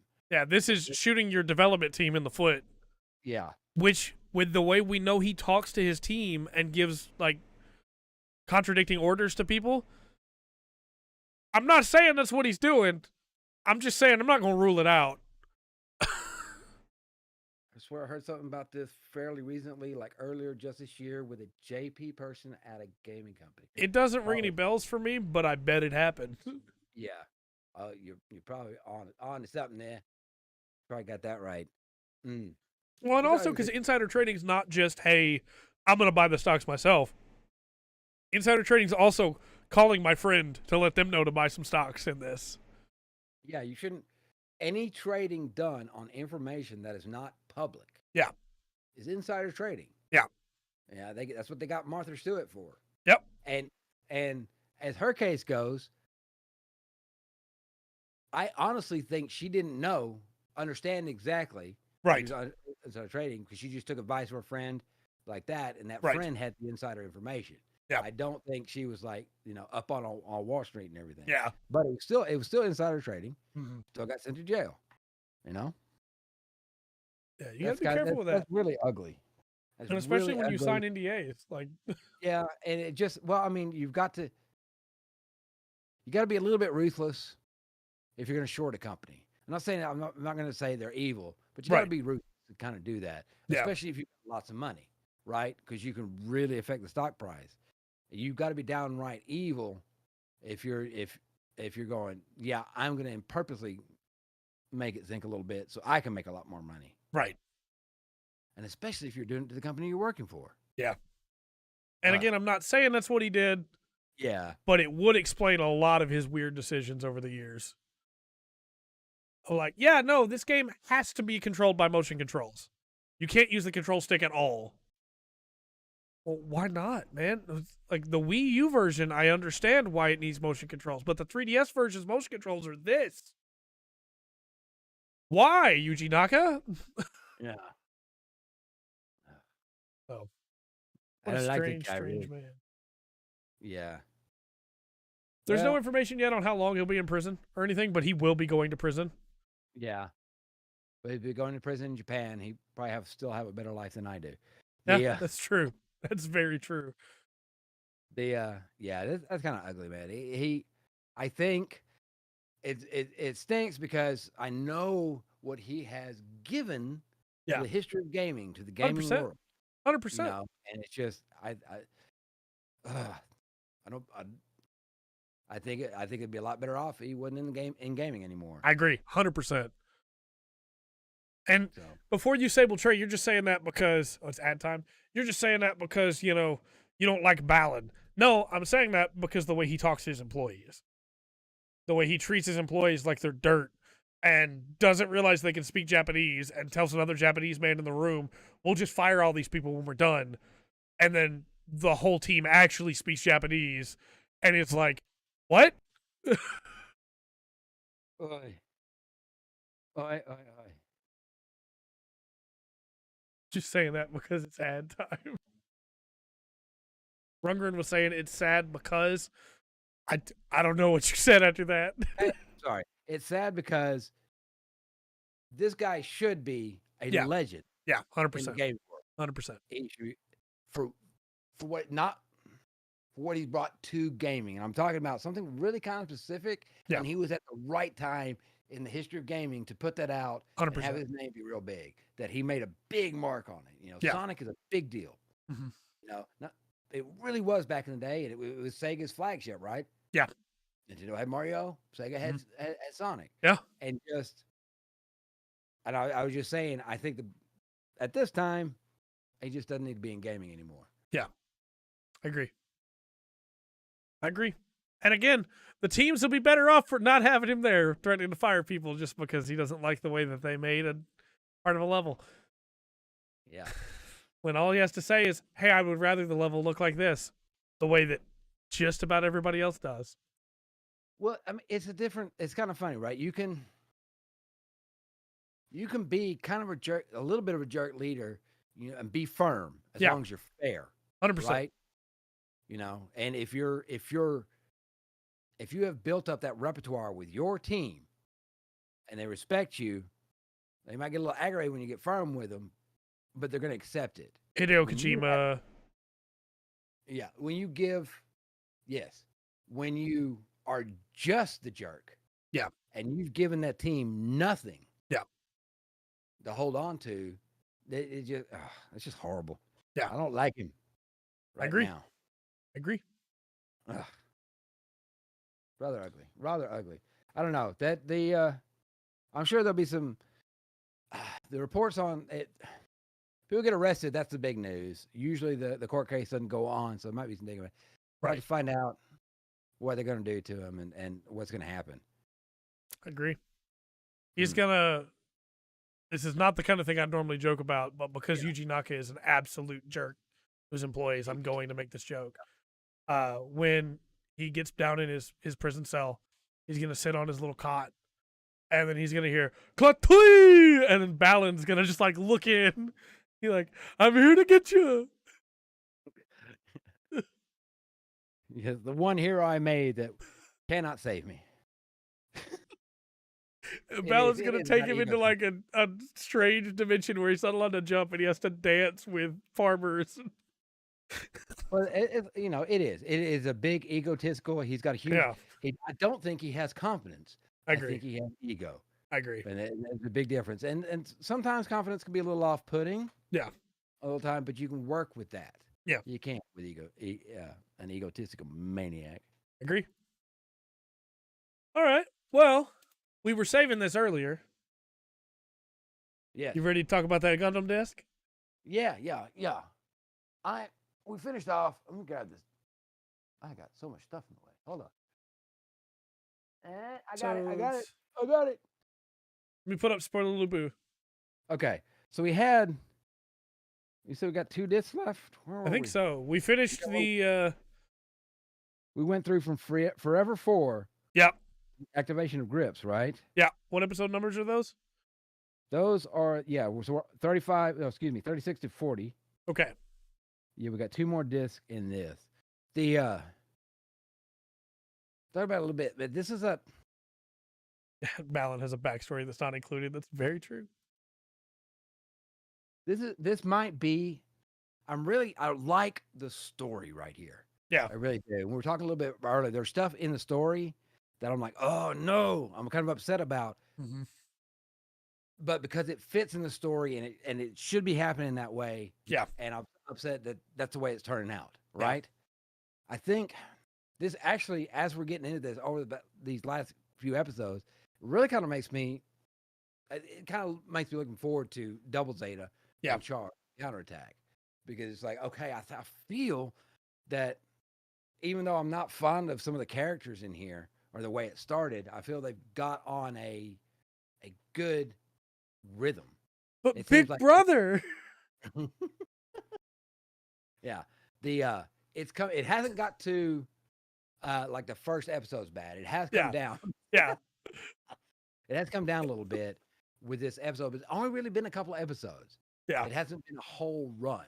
Yeah. The 4 stuff was good. Yes. I think, and I'm hoping. Oh, I'm sorry, Dark. Would you rather I say Oni-chan? I wouldn't. Just no. Just no. I don't know. I know that I'm keeping my eye on Camille for these last couple episodes when we get to it, right? Yeah.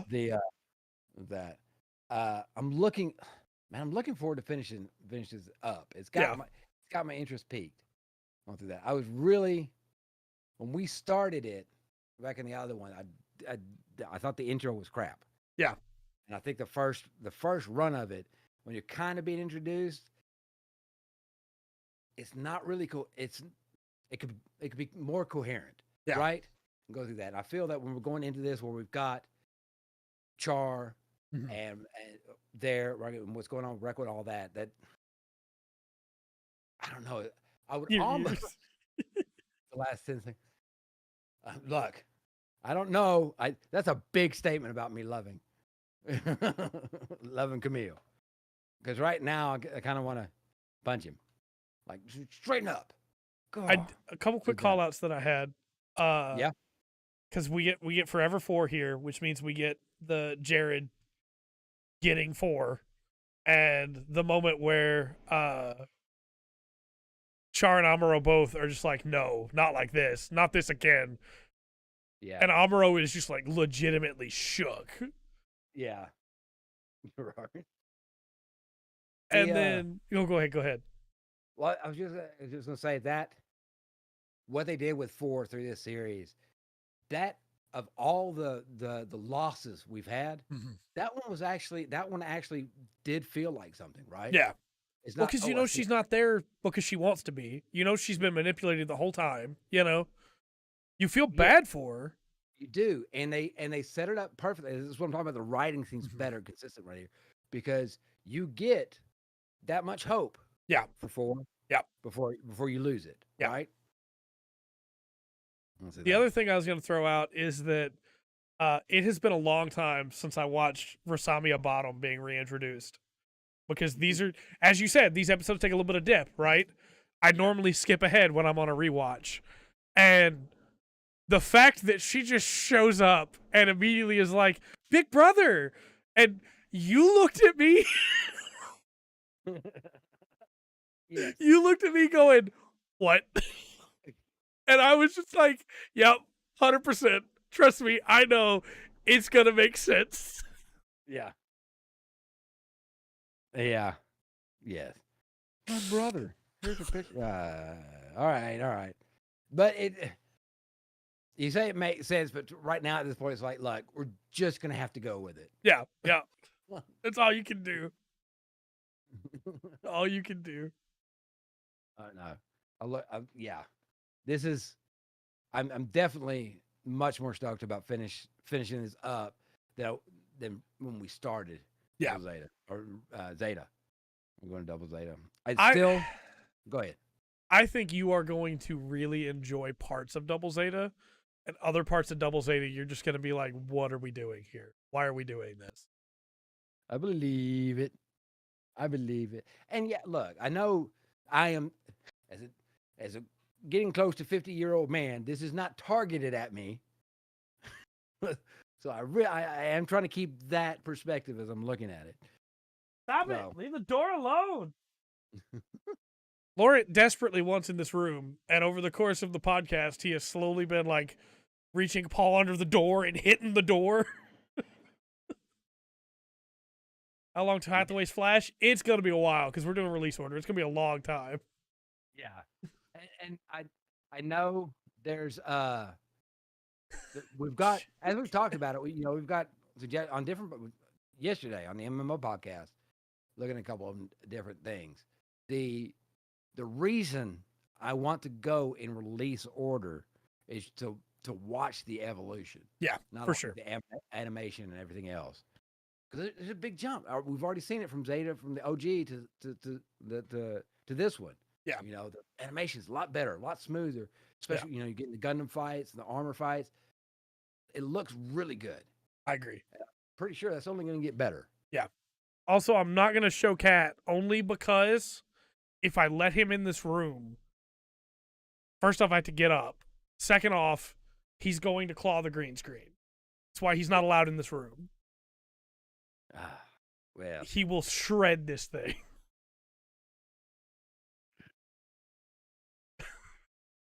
He has already destroyed his shirt. I am not getting into this discussion, Dark. That is not happening. I am not. We're going to move on into the usual step forward for the podcast. So, let's talk Rundgren's Corner. Okay. Well, I got a happy birthday, and I don't know. I might explain this on the other side of it, but I'm going to give a very respectful, and you'll understand this, very respectful happy birthday. Rodney Dangerfield was born today. Oh, okay. Happy birthday. Yeah. Yes. He's not as pretty as his brother. Lauren. He is pretty, though. If you get into the history, if you like stand-up comedy and you look into the history of it, there's two names you need to know. That's Lenny Bruce and Red Fox. Okay, and this is just from a history. I'm not asking you, not saying if you like it, or anything like that, but those names are super important. Yeah, Lenny Bruce, Red Fox, and from there you can spread out and go over. Rodney Dangerfield is on that level, right below them. Yeah, it's just stand-up wouldn't be stand-up without him, I guess. Yeah, I would say. I'll throw that out. Now this story I got. I don't know. It was a roller coaster for me. Okay. Going through this. Now I'm gonna caveat this, and I realize not everybody might not exactly agree with me. George Carlin is another name that's up there. George Carlin on that level with Rodney Dangerfield for sure. Right. And Weird Al is on a level of his own. 100%. Right. Love that. Chat, what I'm going to do for you while Rungren's telling his story, I'm going to attempt to get pictures of the cats up here, the kittens. All right. I'm going to caveat. I have never agreed with fur as fashion. Okay. I understand as far as like, yes, we have to hunt these things because we need to be warm. Okay. Right. I can't, if just for the Inuits, for example, right? Never, it's like sport hunting. No, that's got nothing to do with trophy hunting. That's ridiculous. Yeah. But for food, okay. So I'm kind of not extreme. Fur is in fashion, fur is warmth. Exactly. That is 100% how I feel. You can get fake fur. Okay. Now, this is why this story kind of messes with me. All right. So, there's this place called Lions Farm. Okay. And it's a Northwest Ohio farm, but they have mink. Okay. All right. Now, in my mind, there's no reason to have mink. The only reason they use mink for is fashion. Right. Okay. So, let me get my lines here. A group known as the ALF, the Animal Liberation Front, right, went and opened up all the cages on this farm. Okay. So they released somewhere between 25,000 and 400,000 mink into the wild. Now, that kind of makes me think, because that's a lot of little predators you're letting into the woodlands. For sure. But now, I will say the ones that were unaccounted for is about 10,000 mink. They managed to round up the rest of them. There's about 10,000 mink that are out there in the wild. And they had to put out warnings for, hey, if you got chickens, if you got a koi pond, if you things like that, you be on the lookout. Yeah. I don't want the mink in cages. Right. But this isn't the way. Yeah. And what threw me back is at the end of this, I'm going to get it. Here's the problem. They put out all those warnings, and the farmer was like, well, these minks are domesticated and hand-fed. They will not survive in the wild. Yeah. You've kind of... I understand the heart of what you wanted to do. Yeah. But you've just sentenced 10,000 minks to death. Yeah. I realize they're going to die anyway. They're probably going to die a lot slower and more painful out there. Yeah. It's not... Fur's not fashion. I don't see there's no reason nowadays for us to keep that many mink. Yeah. To keep animals for fur. We have other things. Well, they also don't need to be sent out to die. Yeah, and that's why this reading, going through this article, was such a roller coaster for me. Yeah. I'm like, yeah, I realize you want to set them free and give them a good life and everything, but yeah, you just set them loose in winter, and I realize they have fur coats, but winter in northwestern Ohio. They don't know how to hunt. They don't know how to hunt. There's not that much to hunt.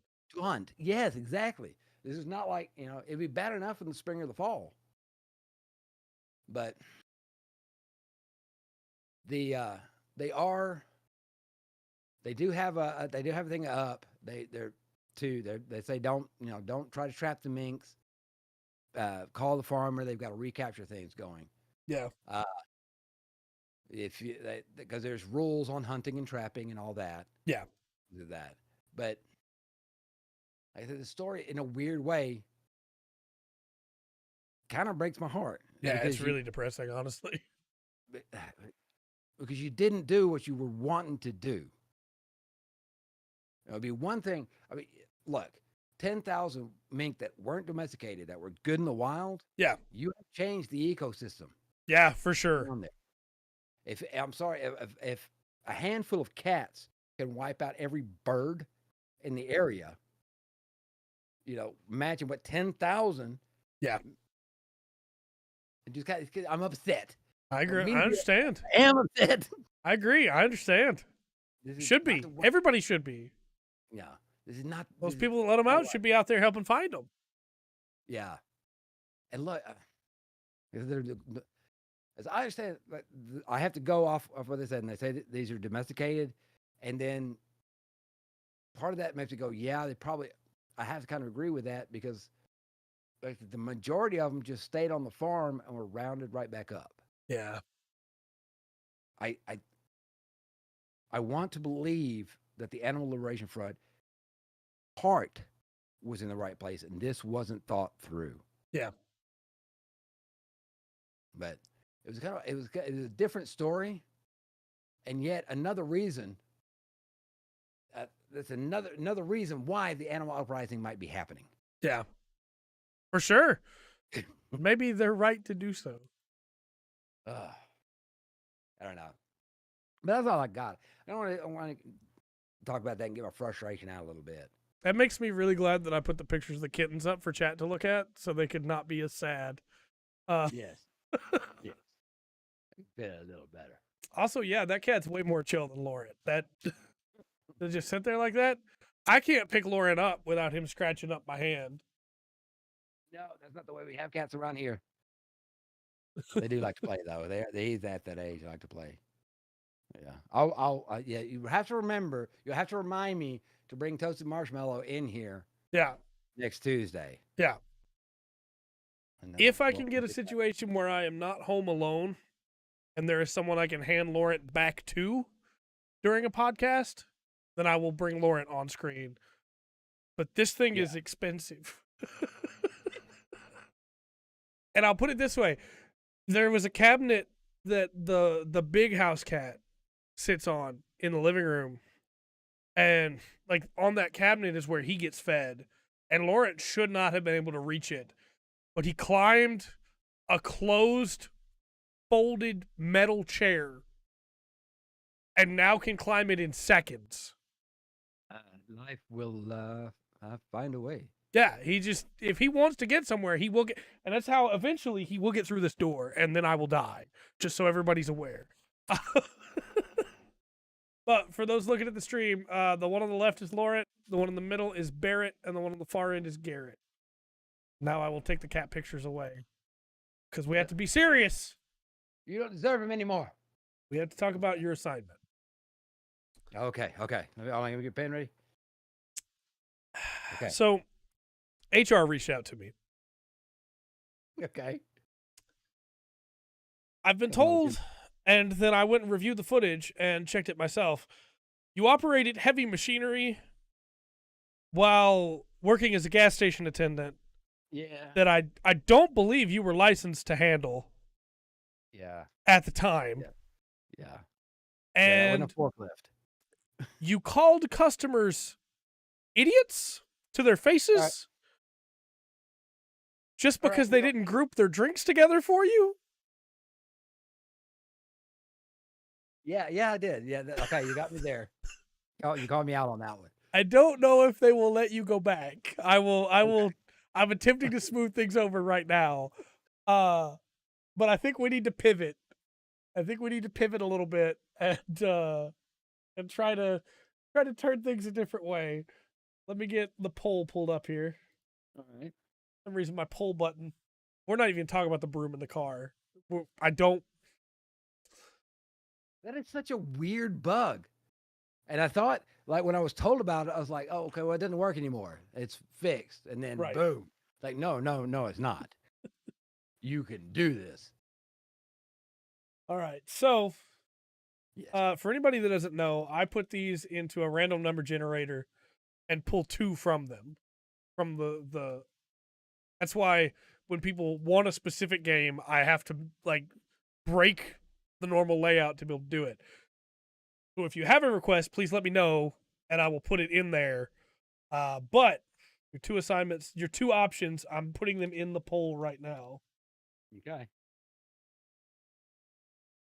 And you will have 2 minutes, chat, You can vote now. What I'm doing tomorrow. Vote now. All right. What's showing up? Oh my goodness. If you are on YouTube and you Yeah. don't know what the options are, I can't tell you without spoiling things, but you can vote option 1 or option 2. Yeah, okay. Blind voting. Like that. How dare you, Rundgren, says Will. I'm sorry. I didn't mean it. Look, you know how it is working with the public? Like, to take my mask off for a second as the CEO giving you the assignment, I was playing Pokemon and I was watching it on the other monitor, and I was only half paying attention at one point because I was playing Pokemon trying to beat it for review. And all of a sudden I just hear you go, "You're all a bunch of idiots." And I went and saw you were talking to the customers. I was like, "Oh, okay. All right." Okay. Yeah. That game had some good stuff going for it, man. The memory leak really kind of stinks. Yeah. The bugs in there are going to mess it up, but it would be probably, except for getting beat up that one time, it'd probably be a pretty relaxing game. Yeah. Honestly. It needs a patch. Yeah. Well, if it's one that people want to see you play more of, people need to let me know. I know the Beast Within has been added back into the rotation, into Right. the pool. Yeah. And I know at some point people want you to return to I Am Fish. So Okay. So that one's not in the pool currently, but it will go back into the pool as things get removed from the pool. I try to keep the pool at 20 so that I can just roll a d20 twice. That makes it easy. Yeah. All right, Chad has spoken with a unanimous vote. Really? Yeah. Okay. You will be playing All of the Sea. Okay. Call of the Sea. Sending you the key right now. Forget that. Let's see. Pretty interesting. Yep. The title has my interest peaked. I think that will be a fun stream. I was born by the sea, so it called to me. Or is this just a game of going around picking up conch shells and holding them to your ear? That would be pretty cool too, in and of itself. All right. The code came through. Awesome. Oh my gosh. Be something with a little bit more focus as compared to gas station simulators, a little bit more, do what you want. Well, hey, it's got a look like it's got a thumbs up from Dark, so that's a good sign for me. Okay. I understand. Well then, get into plugs. You got any plugs? Yeah, I'm gonna plug my music. I'm trying to get one song. I got one more song to do for Sunday. And when that's done, that's gonna be the third album done.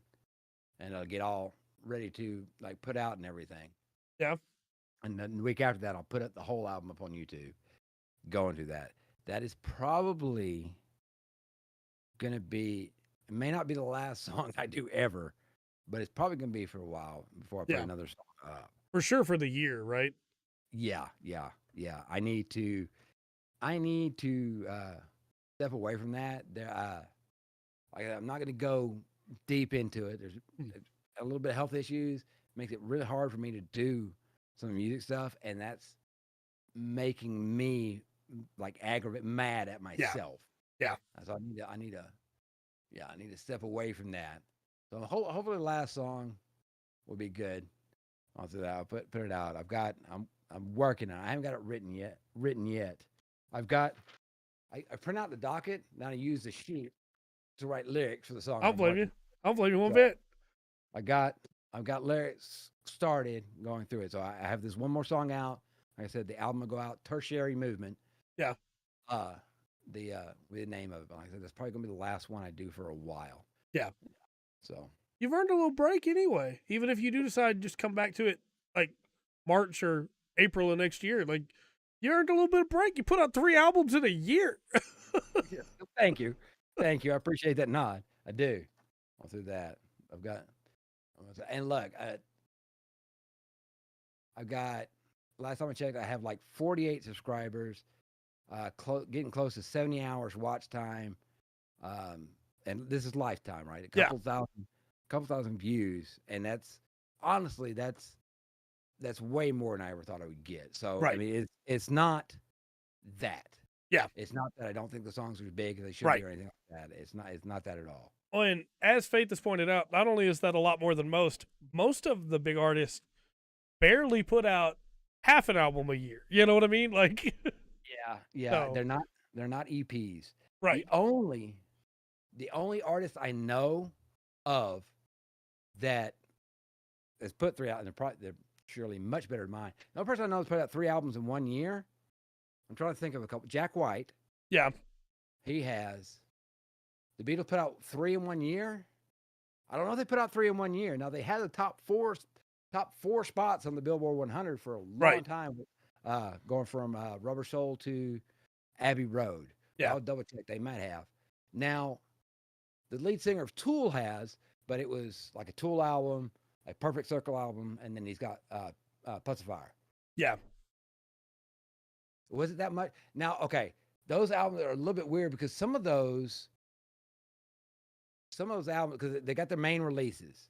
And I won't remember all of them, but you got Sgt. Pepper's, you got Rubber Soul, you've got Abbey Road, the White Album, which is my favorite, and a couple others. Some of those albums are like a hodgepodge of 2 other albums. Yeah. Like they did have, like they were going strong, that they, they would have like what is it called? I think it's called like Meet the Beatles. Yeah. And it's different song. It's not new songs. It's all pre-release songs, right? But they're, they hand-picked off different albums. Right. Going through that. But yeah, the Beatles were very prolific. I don't want to take away anything from that. For sure. That. So. I want to plug something real quick. It is one of your songs. It's one of your songs that I have been listening to a lot over the last couple of days. That I think if people didn't go back and listen to it, that they should now. And that's "We Are Off." I like that song a lot, as it turns out. It sounds pretty good. I listened to it a couple times when it first came out 2 weeks ago, and then kind of just stopped and picked it back up again this last week. And was like, yeah, okay, all right. That's the Bonnie and Clyde song. Yeah. Huh. Okay. Cool. Like it. Good. Nice. Thank you for that. Cool. And then other plugs for me. Just a little quick aside here. The Magnus Archives, like their second series, is on Kickstarter right now. I was gonna talk about it in news because I like to bring attention to cool Kickstarters, and I didn't think it was going to get much traction because it's a kind of a niche podcast on YouTube. And so when I was pulling it up, I was telling my girlfriend, I was like, it's probably at like 10% already. I'll probably throw it a couple dollars. It's at 367% as of 10 o'clock this morning. We were ready for it. And it's probably gotten much further than that now. Wow. So they're going to make more Magnus Archives, and I like Magnus Archives. I'm still in season 2 right now. So, that's cool. That's really cool. And good on them. Yeah. Good on them. Hopefully they put that extra money to good use. Yeah. Hope so too. Nice. That's pretty much all that I've got. All right. Well, everybody, that's why I just appreciate you spending the time with us with that. Y'all are, how special I think y'all are. Took thousands of years and millions of people to make you. There's absolutely nothing like you. There's never been anything like you, and there never will be again. And the fact that you'll spend time with us and checking on us is amazing to me. Thank you. Shogun song is your favorite? We talked about weeks. I talked about Pokemon and Sonic a little bit. Are you talking about reviews, Dark? That was Evil West, Evil Pictures Anthology, Devil in Me, Goat Simulator 3, and Pokemon Violet and Scarlet. Yes, which I mentioned. I know you have a review coming up Thursday. Can you let put it in chat where that will be found? Yeah. For us, please. For Gungrave, right? Yeah, Gungrave Guts. Yeah. Yeah. And while you're doing that, Dark, just a reminder to everybody: tomorrow, Runker will be playing Call of the Sea. First assignment. Yes. Thursday, we'll be covering some D&D stuff. We got some ideas there that I'm pretty excited for. We could just tell them, right? I don't know why I'm being secretive about it. I don't know. See you later, Will. Have a good night. Buddy. And then Friday, we're going to be painting some sisters. Monday, of course, we'll be doing MMO Mondays. It's more low trope. Yeah. And I mean, we'll tell you if you want to know what we're doing Thursday, chat. But if you don't want to know, then you can just be surprised, I guess. Oh, we went over Evil West. I did not know you were doing Evil West. Cool. Awesome. That's cool. That's cool. So Gungrave too. All right. And next Tuesday, we'll be back with a regular episode of the podcast as usual. Are we eating Thursday? I mean, I will be eating at some point in that day, but not during the podcast. Just real quick rant for me. I hate it when I tune into a podcast or a YouTube show or a Twitch show and people are eating. Like, I get it if you're going for like a 8-hour, 9-hour stream, 6-hour stream, you've been going for a while, you need a snack, that's one thing. But when it's like, yeah, this is an hour podcast, I'm just going to snack while we're having the podcast, I can't stand that. Like, just wait an hour, man. Puts the candy down. Candy's a little bit different. I'm talking like chips, soup. No, I thought pasta. we were doing a Thanksgiving mukbang. So confused. That was requested. The SML podcast thing. Evil West, Goat Simulator 3. Maybe also Gungrave. We're not doing a mukbang. We're not doing that. Also, just to clarify, my anti-eating rule, like, mukbangs are different, obviously. That's the content. So, you know, I get it. That's why I don't watch mukbangs. Yeah, our cooking channel. I do watch cooking channels. But again, that's different. That's like, you know. Yes. And everybody should know what the greatest mayonnaise is. Yeah. If you don't, huh? It's the not Kelpie. What's it called? QP? There you go. Yeah. Yeah. QP. Yes. Yeah. Look, all I'm saying is that somebody named Nick seems to be working out, not healthy wise, but yeah, for him. Yeah. All right, then. Well, nobody asked what we're doing Thursday, so I guess we'll just wrap up here. Till next time, I've been Trey. I've been Rungren. And we've been the Full Spectrum Podcast. Remember to always enjoy the full spectrum that life has to offer.